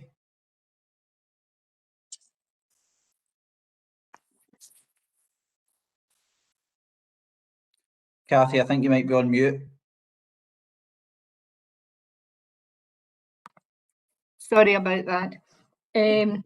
Derek, see, I missed your number 8, Derek, so this is my second. I wasn't quick enough at typing. This partnership, how involved is North Lanarkshire with the West Partnership? Can you hear me? Convener, if it's okay, I think Anne would like to come in for, if that's all right. Through you, Convener. If that's okay, Councillor Johnson, thanks very much for the question. And can I just say, after you finish, can I go back to Derek? I'm not letting him escape. Absolutely, Councillor Johnson. Straight back on to Derek, and he may in fact want to add to some of the information that I'm keen to share with you. One of the things that Tim has spoken about there is very much the development of our leadership framework and the extensive work that has been done by our leadership programme lead in terms of SAC, and she has worked very, very closely with the West Partnership, and I'm really pleased, and particularly in terms of the leadership opportunities, that we have 8 of our head teachers engaged in executive coaching. We have 2 of our head teachers currently involved in our learning sets. We have 12 deputies and 7 head teachers currently involved in the virtual leadership. In fact, we asked for additional spaces and were given them when other local authorities didn't take them up.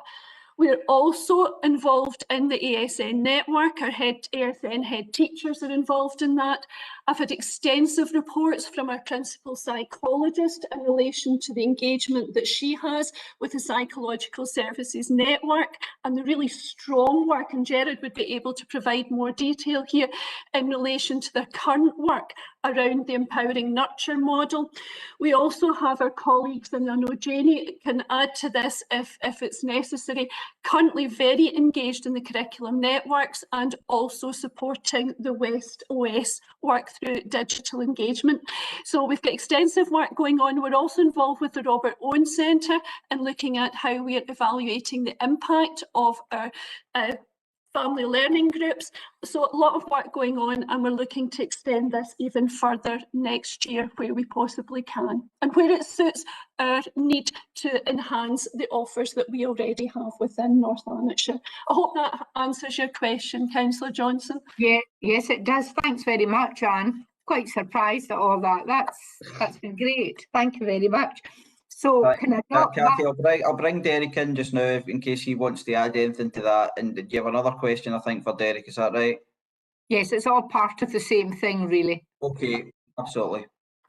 I'm happy to take the question, convener, and I can just say what I've got to say after, if that's okay through you. It really was going back to item 8 and the audit report. It mentions one of the ways forward was through collaborative learning, and I was referring the collaborative learning to the work of the West Partnership. But now that Anne has spoken to it, I can see that's going on. Yes. Yeah, absolutely. Would you like me to give a bit more detail, or do you have another part to your question? If you've got anything else, but I don't want to take up loads of time. What I would, there's a couple of things I would say. The convener and I have the pleasure of taking part in the City Region, the Glasgow City Region Education Committee, with other directors and conveners from across the West Partnership. So that's at the top level. There's also a West Partnership Board, which I sit on with other directors, which oversees the planning and review process. There's colleagues from Education Scotland on there and partnership officers from the West Partnership. On the teacher collaboration, I would say that there's been an awful lot of teacher collaboration during the pandemic through the West Partnership. One of the best examples would be the West Online School, which has provided work for senior phase pupils, but there's also stuff in there for broad general education pupils. Quite a significant amount of the quantity of the most, I would say, innovative stuff on the West Online School is drawn from the North Lanarkshire Virtual Classroom. So that's an example of us feeding in to the West Partnership, but in terms that suits North Lanarkshire. So I suppose I think the thing is about this plan is that this was a plan about adding value to what local authorities are doing, not replicating or replacing or duplicating.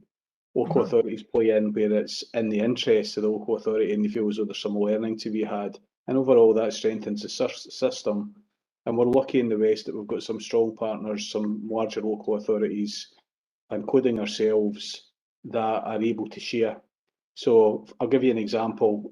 We've had 600,000 visitors to our virtual classroom since January, which is absolutely outstanding and unprecedented in Scotland.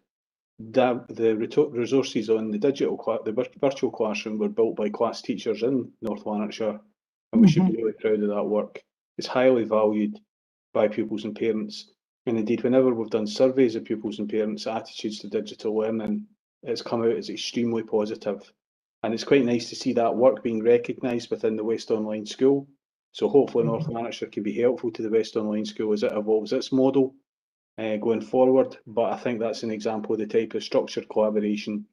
And as Anne says, at all other levels of activity, there's loads of different things. You could say that one of the best examples would have been the early years collaboration around about 1140, where again, we're able to take a leading role through Jennifer and to help other authorities within the West Partnership. And of course, that's part of the governance agenda about strengthening the overall pattern of consistency across local authorities, and we're pleased to play a part in that.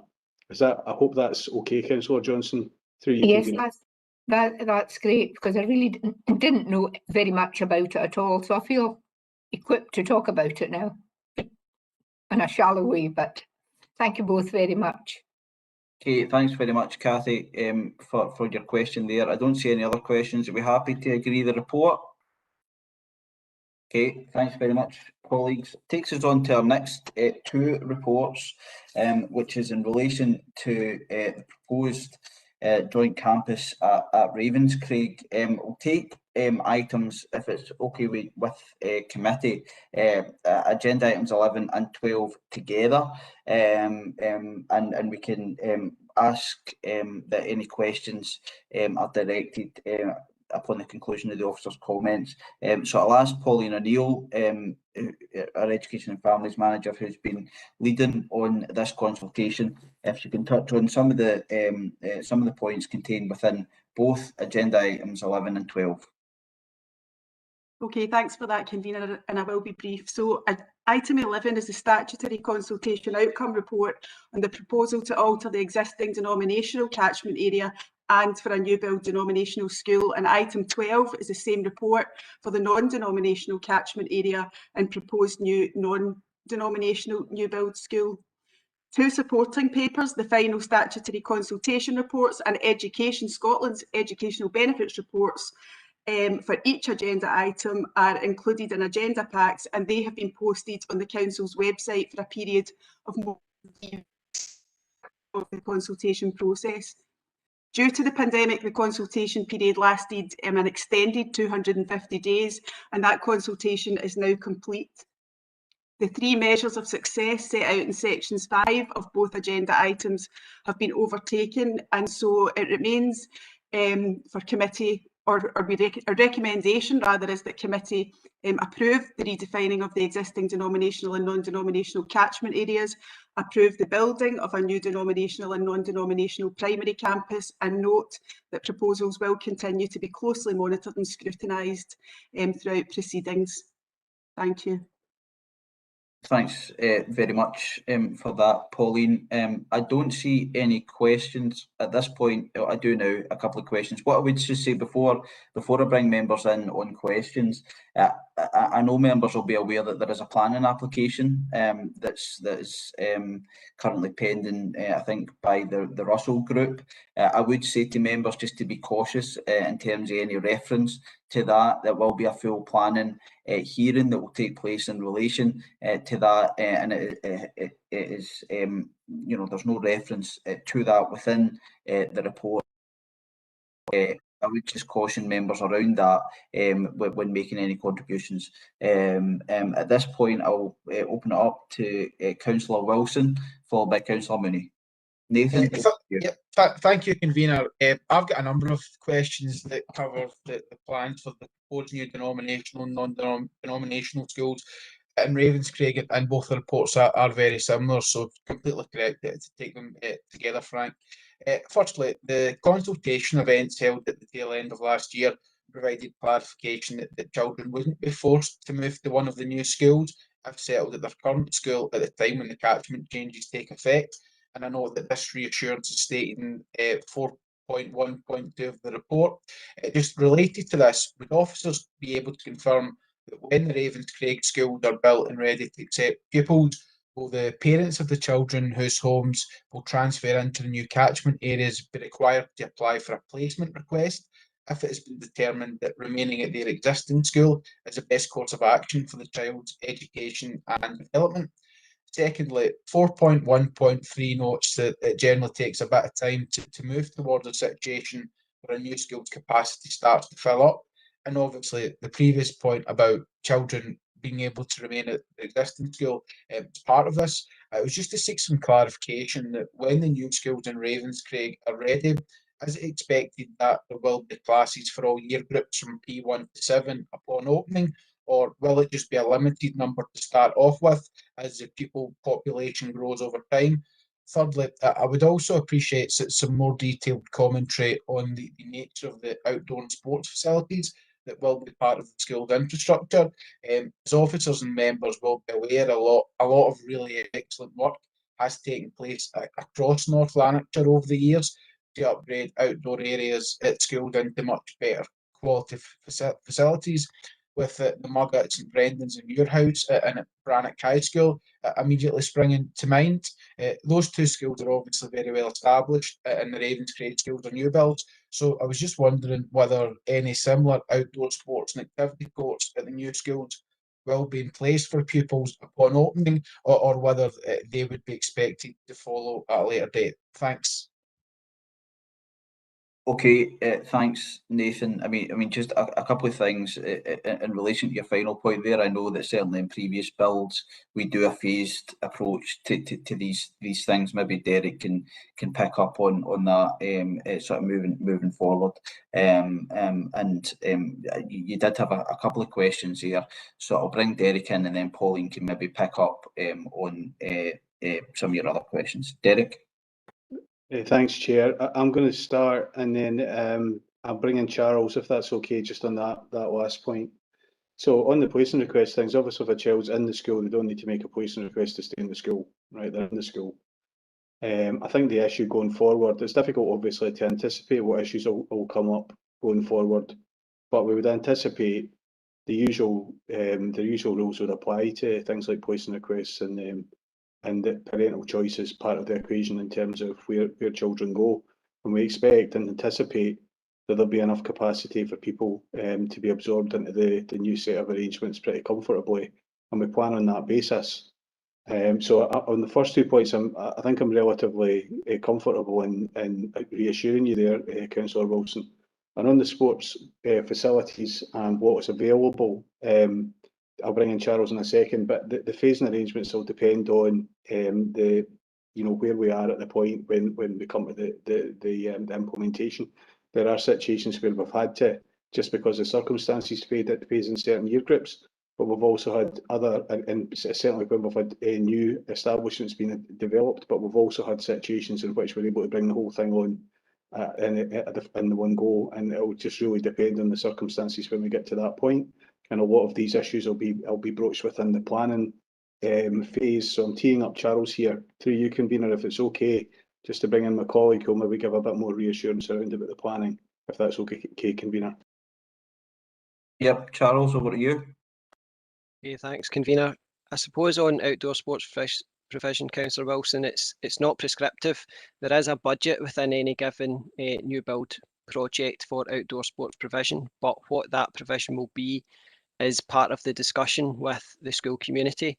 We've obviously got the regional sports facility close to the site, so the discussion with the parents, the wider community at the time when we're looking to bring this forward, and also we engage with colleagues such as Active Schools to understand what the pupils are interested in within the sort of neighbourhood, and then from that we determine what the outdoor sports provision would be. So it's not prescriptive. There is a budget for outdoor sports provision, but it's not necessarily it's going to be a 7-a-side synthetic pitch or whatever.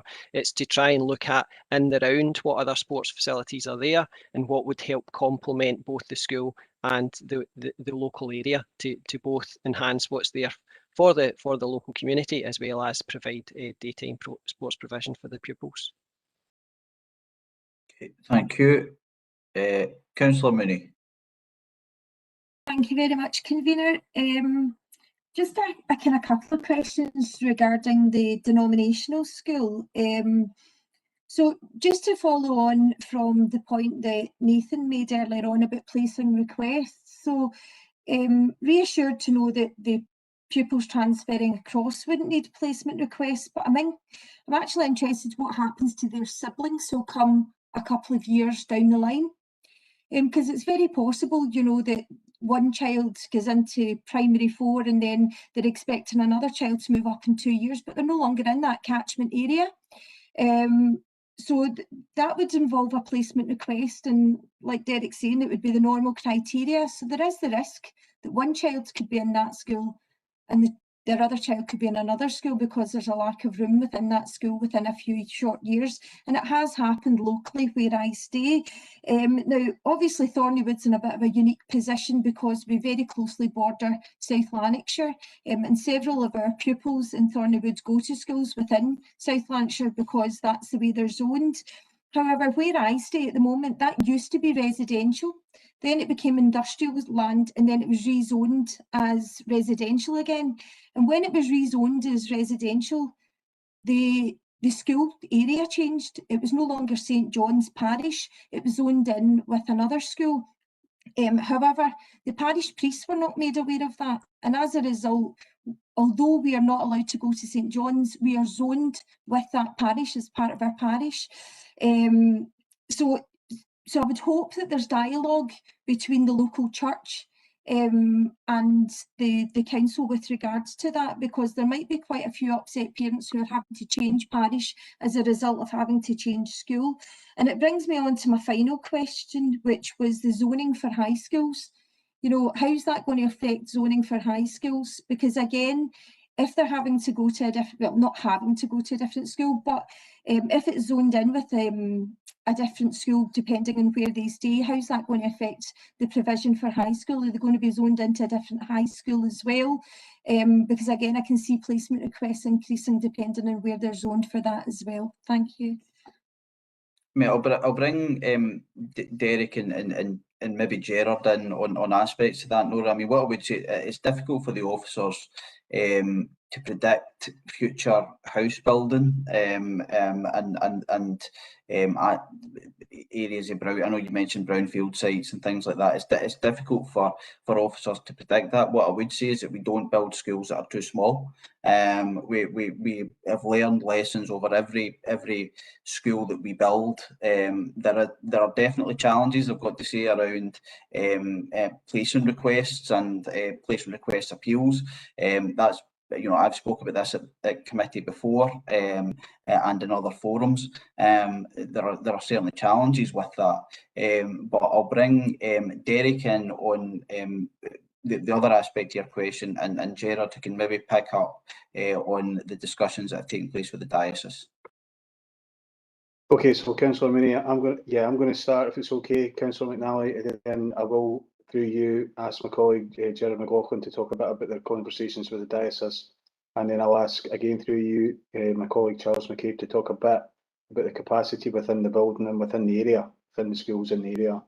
I think, as you said, the placement requests process has typically, in the vast majority of circumstances, is built to cope with the kinds of circumstances that you are describing. And I've got great confidence in my colleagues who are planning these developments to make sure that we look forward and plan for the eventualities that you're describing. So I understand there have been some historic kind of issues to do with how things are built and then other planning applications come forward. And I know that there are parts of North Lanarkshire where that's been a story. But in this specific development, I think we are relatively comfortable that going forward we'll be able to accommodate the types of issues that have been described. On the discussion, the particular discussion about parishes and dioceses, the discussion with the diocese, I'll bring in Gerard. Thanks, Derek. Just to give reassurance that on all educational matters, even in relation to COVID, we have got direct links with not only with our Motherwell diocese, but any other diocese and sometimes the Archdiocese as well. So just to confirm that we've had and we have clear and open channels with the Motherwell diocese for all matters to do with education.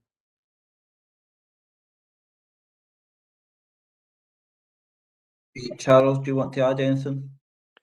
Yeah, just to reassure Councillor Mooney, we've put extra capacity into Our Lady in St Francis at present because obviously we need to manage that transition until the new school opens. When the new school opens, we expect obviously some of the pupils who we are currently predicting for Our Lady in St Francis to move down to the new denominational primary school. So that therefore opens capacity within Our Lady in St Francis, and placing requests are essentially dealt with on capacity. So if there's capacity in a school, in other words, if there's a space in a school, the pupil will be allowed that space. It only comes at the point where there is no space in the school where we refuse the placing request. There's a presumption of acceptance. So I think, to give you assurance, given the fact that the schools at Our Lady in St Francis has been profiled on the need to keep those spaces for quite a few years. As the pupils come out of that, that will leave spaces behind. So any pupil, maybe in the 4, 5, 6, even 7 years, I suppose, if you're talking about siblings,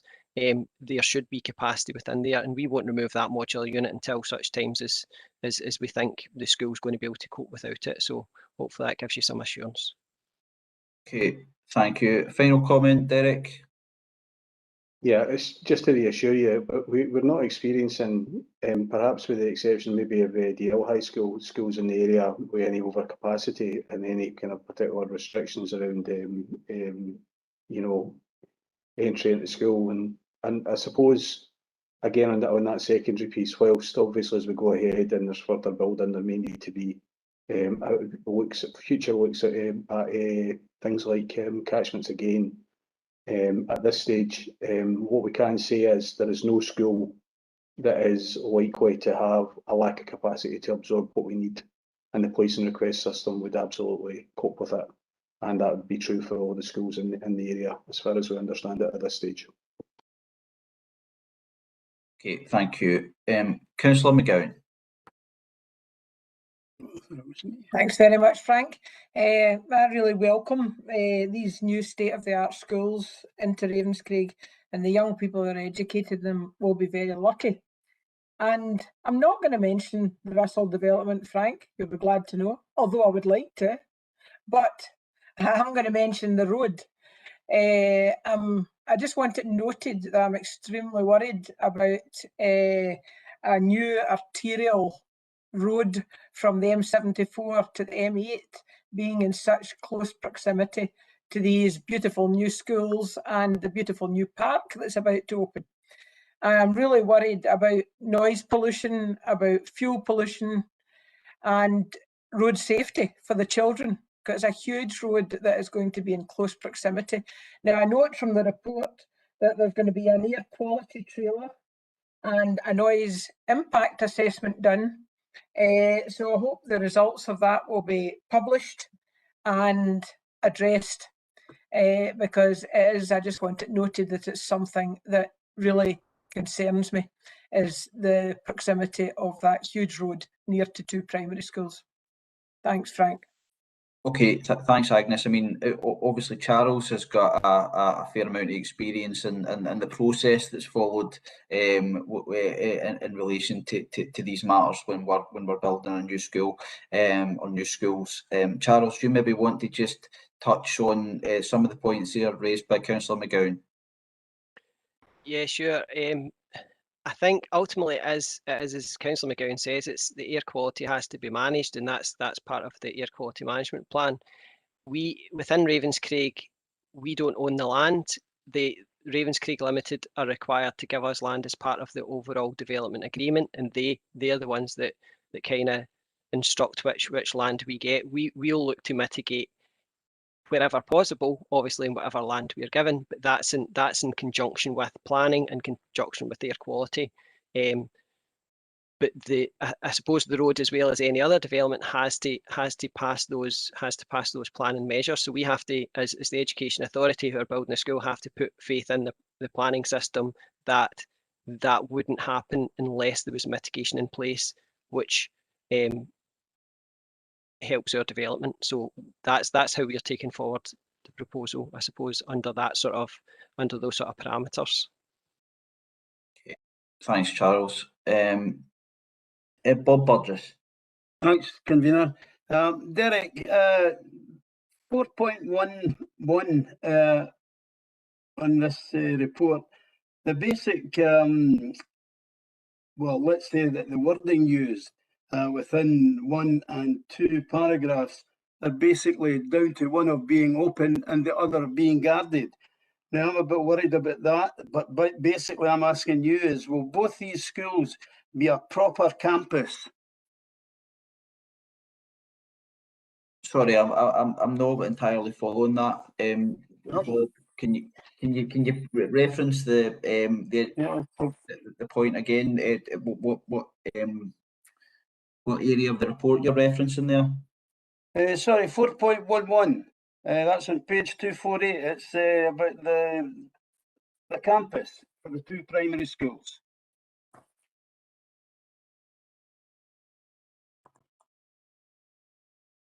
in relation, right? Sorry, I think I see what you're referencing there. It'll be two schools on a shared campus, Bob. Is the proposal, as we've done in a number of other schools across North Lanarkshire. So it would be a shared campus, but there would be two separate schools. Yeah, no, that's fine. That's exactly what I'm reading into it. But what I'm looking at is the wording where it's quite guarded. And the second, well, the third paragraph down, it's quite guarded as to that the schools will be together. And I don't know if you see that, but that's my reading of it. I feel that it's not a 100% that there will be two separate, that it will not be two separate schools, but a campus. I think we can give an absolute guarantee, Bob, that it is two separate schools. But they will be on a shared campus. But they will be absolutely separate entities, if you will. Yeah, no, I can accept that. Together on the same site. Right. All right. Okay, that's fine. And thanks. Okay. Thanks, Bob. I see Councillor Lennon has withdrawn his question. So, colleagues, we have the recommendations there. Are we happy to agree the recommendations? Excellent. That's great news for Ravenscraig. So thanks very much for that, colleagues. Takes us on to our next agenda item, which is, if I can find your papers here.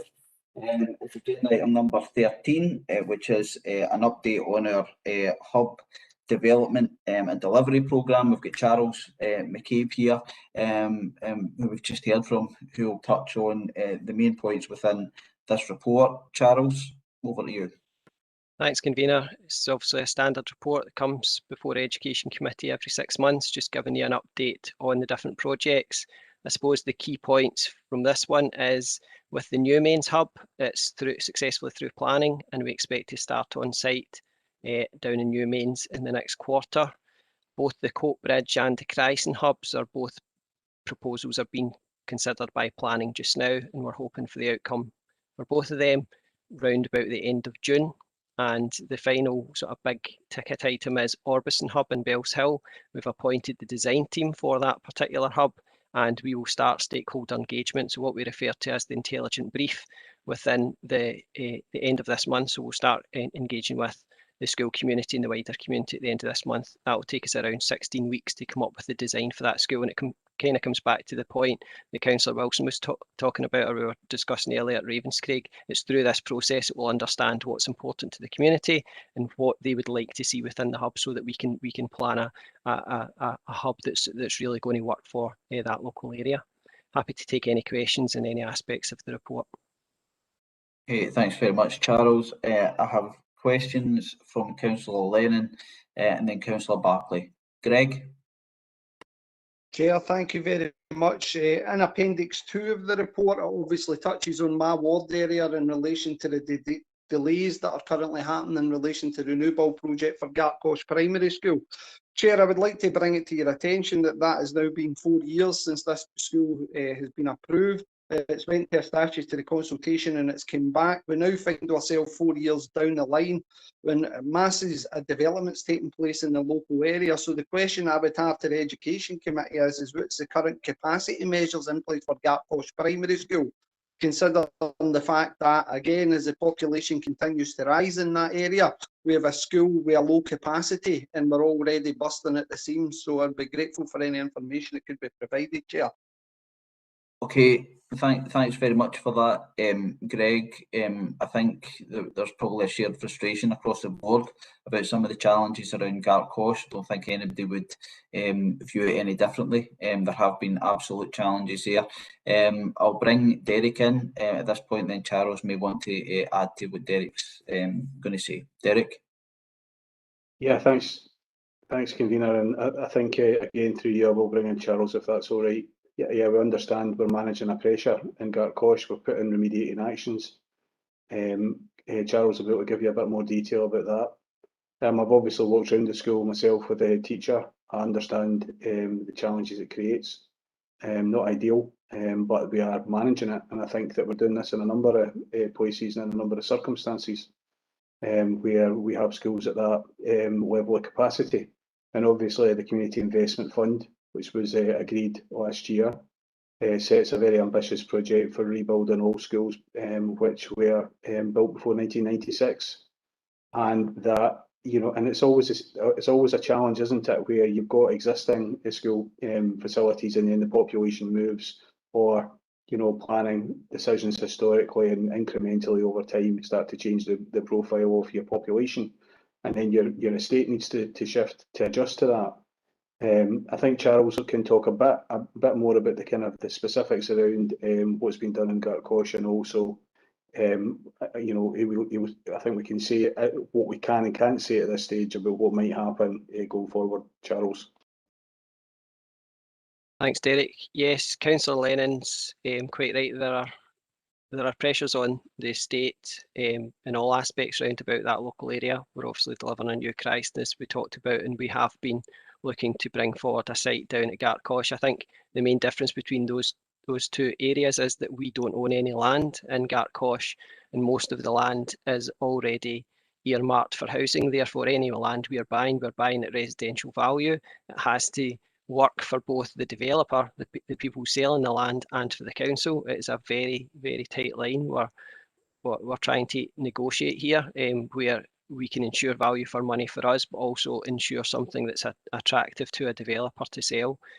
And that's why it's taken so long. We are consciously aware that it is taking an awful long time, but with a lot of things, there's a lot of commercial sensitivities around. So we are conscious the community wants to know what's happening, but we are unable to tell the community a lot of what's happening because it has to stay commercially sensitive. As Derek and as the convener have said, we understand the frustrations that's causing within the local community. With regards to the actual capacity in Gartcosh Primary School, again, we're monitoring that very closely. We have a couple of potential, we also have plan Bs for whatever happens. I think for the last couple of years and for the foreseeable future, one of the key elements is that we have to, this is one area where we have to keep placing requests out because we've got a lot of catchment pupils showing up and we simply can't afford to take placing requests in this area. The Education Authority can only refuse placing requests, but there is then an appeals process that the parent is entitled to go through, and we can't control that. So we have to work with the hand we've been dealt. We are aware of the capacity pressures, and our projections show what those pressures will be and how we will need to manage them. But we are working in our absolute hardest to get a site for the school. It's being discussed at corporate management team. It's been discussed across many different areas, and we will continue to try and get this across the line. But as I say, I completely understand what Councillor Lennon is saying. It is frustrating for all, as the convener said. Supplementary, Chair, if that's possible. Yep, sorry, Greg. Yep, carry on. Thanks very much, Chair. Now, firstly, it is recognised by myself and especially local residents the efforts that Charles and his team has put into this. That is no doubt a saga, and I think that everybody's in agreement in relation to that. The local community's frustrations are based solely in the fact that we still have developments arising in the area where the developers are actively selling the local school and the local vistas and various other things, which is obviously becoming quite an attraction. So one of the key questions I would have, and I suppose it's one of those scenarios, is it a chicken before the egg? But do we have any idea of a timescale involved in this, convener? Because again, as we draw closer to the end of this council cycle and perhaps a number of us are up for re-election, I would take to get a new council cycle if I'm fortunate enough to represent my ward area again, still fighting and still hammering on about a new school for Gartcosh. Do we have a timescale? Well, I mean, I can ask the officers to respond to that, but I think they would say no, Greg, because of obviously what Charles had referenced a little while ago there around some of those sort of discussions that are taking place but are commercially sensitive, and we need to be careful around that, around discussions in a sort of public forum, where press and public aren't excluded, as you know. But there is progress that has been made with it. I can say that. I don't know if Charles or Derek want to add to that, but I do think we have to be cautious around some of that sort of commercial sensitivity that Charles had referenced earlier on. Derek or Charles, do you want to add to that? Yeah, just as you say, convener, as council then will be aware, we are actively in discussions. I suppose to use the analogy of buying a house, we're still trying to understand what it is we're buying and what's included and what's not included. And ultimately, like a house sale, it can fall through or it can go through. And I think that's why we can't give any assurances, because it comes back to the point the council has to be confident that we are getting value for money. The developer has to be confident that it makes business sense for them to sell to the council. So we would like to tell you it's going to be next week or next month, but it's all dependent on the outcome of the negotiations. And ultimately, if the current negotiations fall down, then it's obviously going to be longer than if we can get across the line with the current negotiations.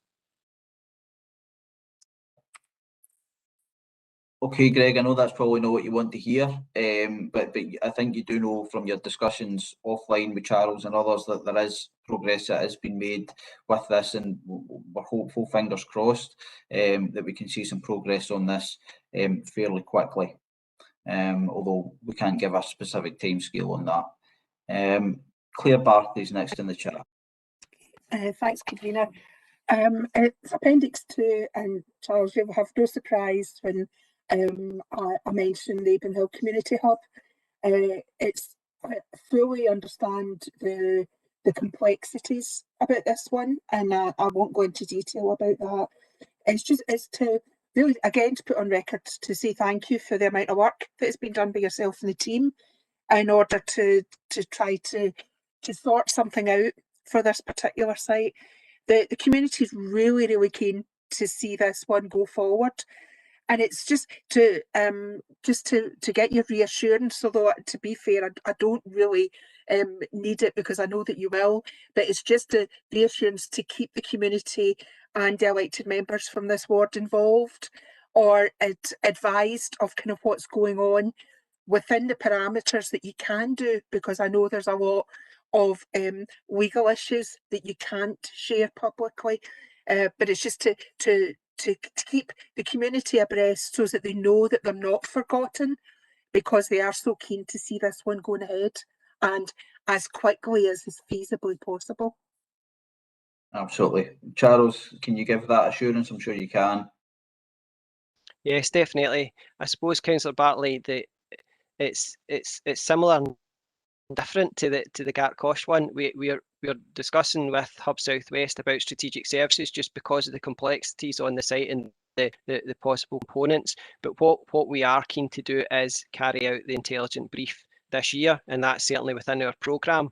We as soon as the discussions with Hub Southwest are about getting strategic services, but we're looking at the capacities within the team. So we've got the Orbison Hub that we're obviously doing the consultation with just now. So we expect around about summer, towards the end of summer, is when we would expect to be engaging with the community. Any updates we can have, and we're happy to keep you updated offline. Whenever you want, just give me a call and I'll let you know what's going on. But I suppose on record for the community, yeah, it's still our intention to carry out an intelligent brief for the Avon Hill Hub this year. That's great. Thanks again, Charles. Thank you. Thanks, Frank. Thanks, Claire. Can we agree the recommendations in the report? Okay, thank you. Takes us on to a final agenda item, which is our revenue budget monitoring report. Thomas is here. Thomas, are you able to touch on the main highlights in the report? Okay, thanks, convener. This is the Services Revenue Monitoring Report to the period ended 5th of March, which is accounting period 12. The report highlights the service is anticipating a net underspend of £3.4 million to financial year end. This total is aggregated from core budget underspends of £5.8 million, partly offset by COVID costs of £2.4 million. In terms of core budgets, the underspends have arisen in areas such as the 1140 programme, the reduced requirement for headquarter cover funding for schools, and vacancy management in headquarters posts. These underspends are very much one-offs and will not be repeated in future years if activity in schools and nurseries returns to normal. Appendix 6 provides committee with an overview of COVID costs and funding which has been received during the financial year. I've also previously advised that the management of the service's financial position has been extremely fluid, both in terms of core costs, COVID costs, and the accounting treatment of new grant awards. This work has continued post-year end, and for example, the service has helped ensure head teachers have maximised individual DSM and PEF balances that can be carried forward into the new financial year. In addition, all council services are continuing to plan and allocate resources to reflect ongoing COVID programmes and support which will be required during the new financial year. And specific activity linked to education and families will of course be included in future monitoring reports. I'm happy to take any questions. Thanks very much for that, Thomas. Do we have any comments or questions to Thomas on the Revenue Budget Monitoring Report? No? Everybody content? Okay, thank you very much. Colleagues, that brings the meeting to a close. I'm amazed to say we've done it before 5 o'clock, which is a minor miracle, as you know, from Education and Family Committees. Graham, you won't see this again, I'm sure. We'll be back to the usual 5 hours, I'm sure, the next time. But I hope the new members have enjoyed the meeting today. And thanks for all your contributions, and thanks to the officers for another round of excellent reports. And we'll see you at the next meeting. Thanks very much now. Bye-bye. Thanks, Chair.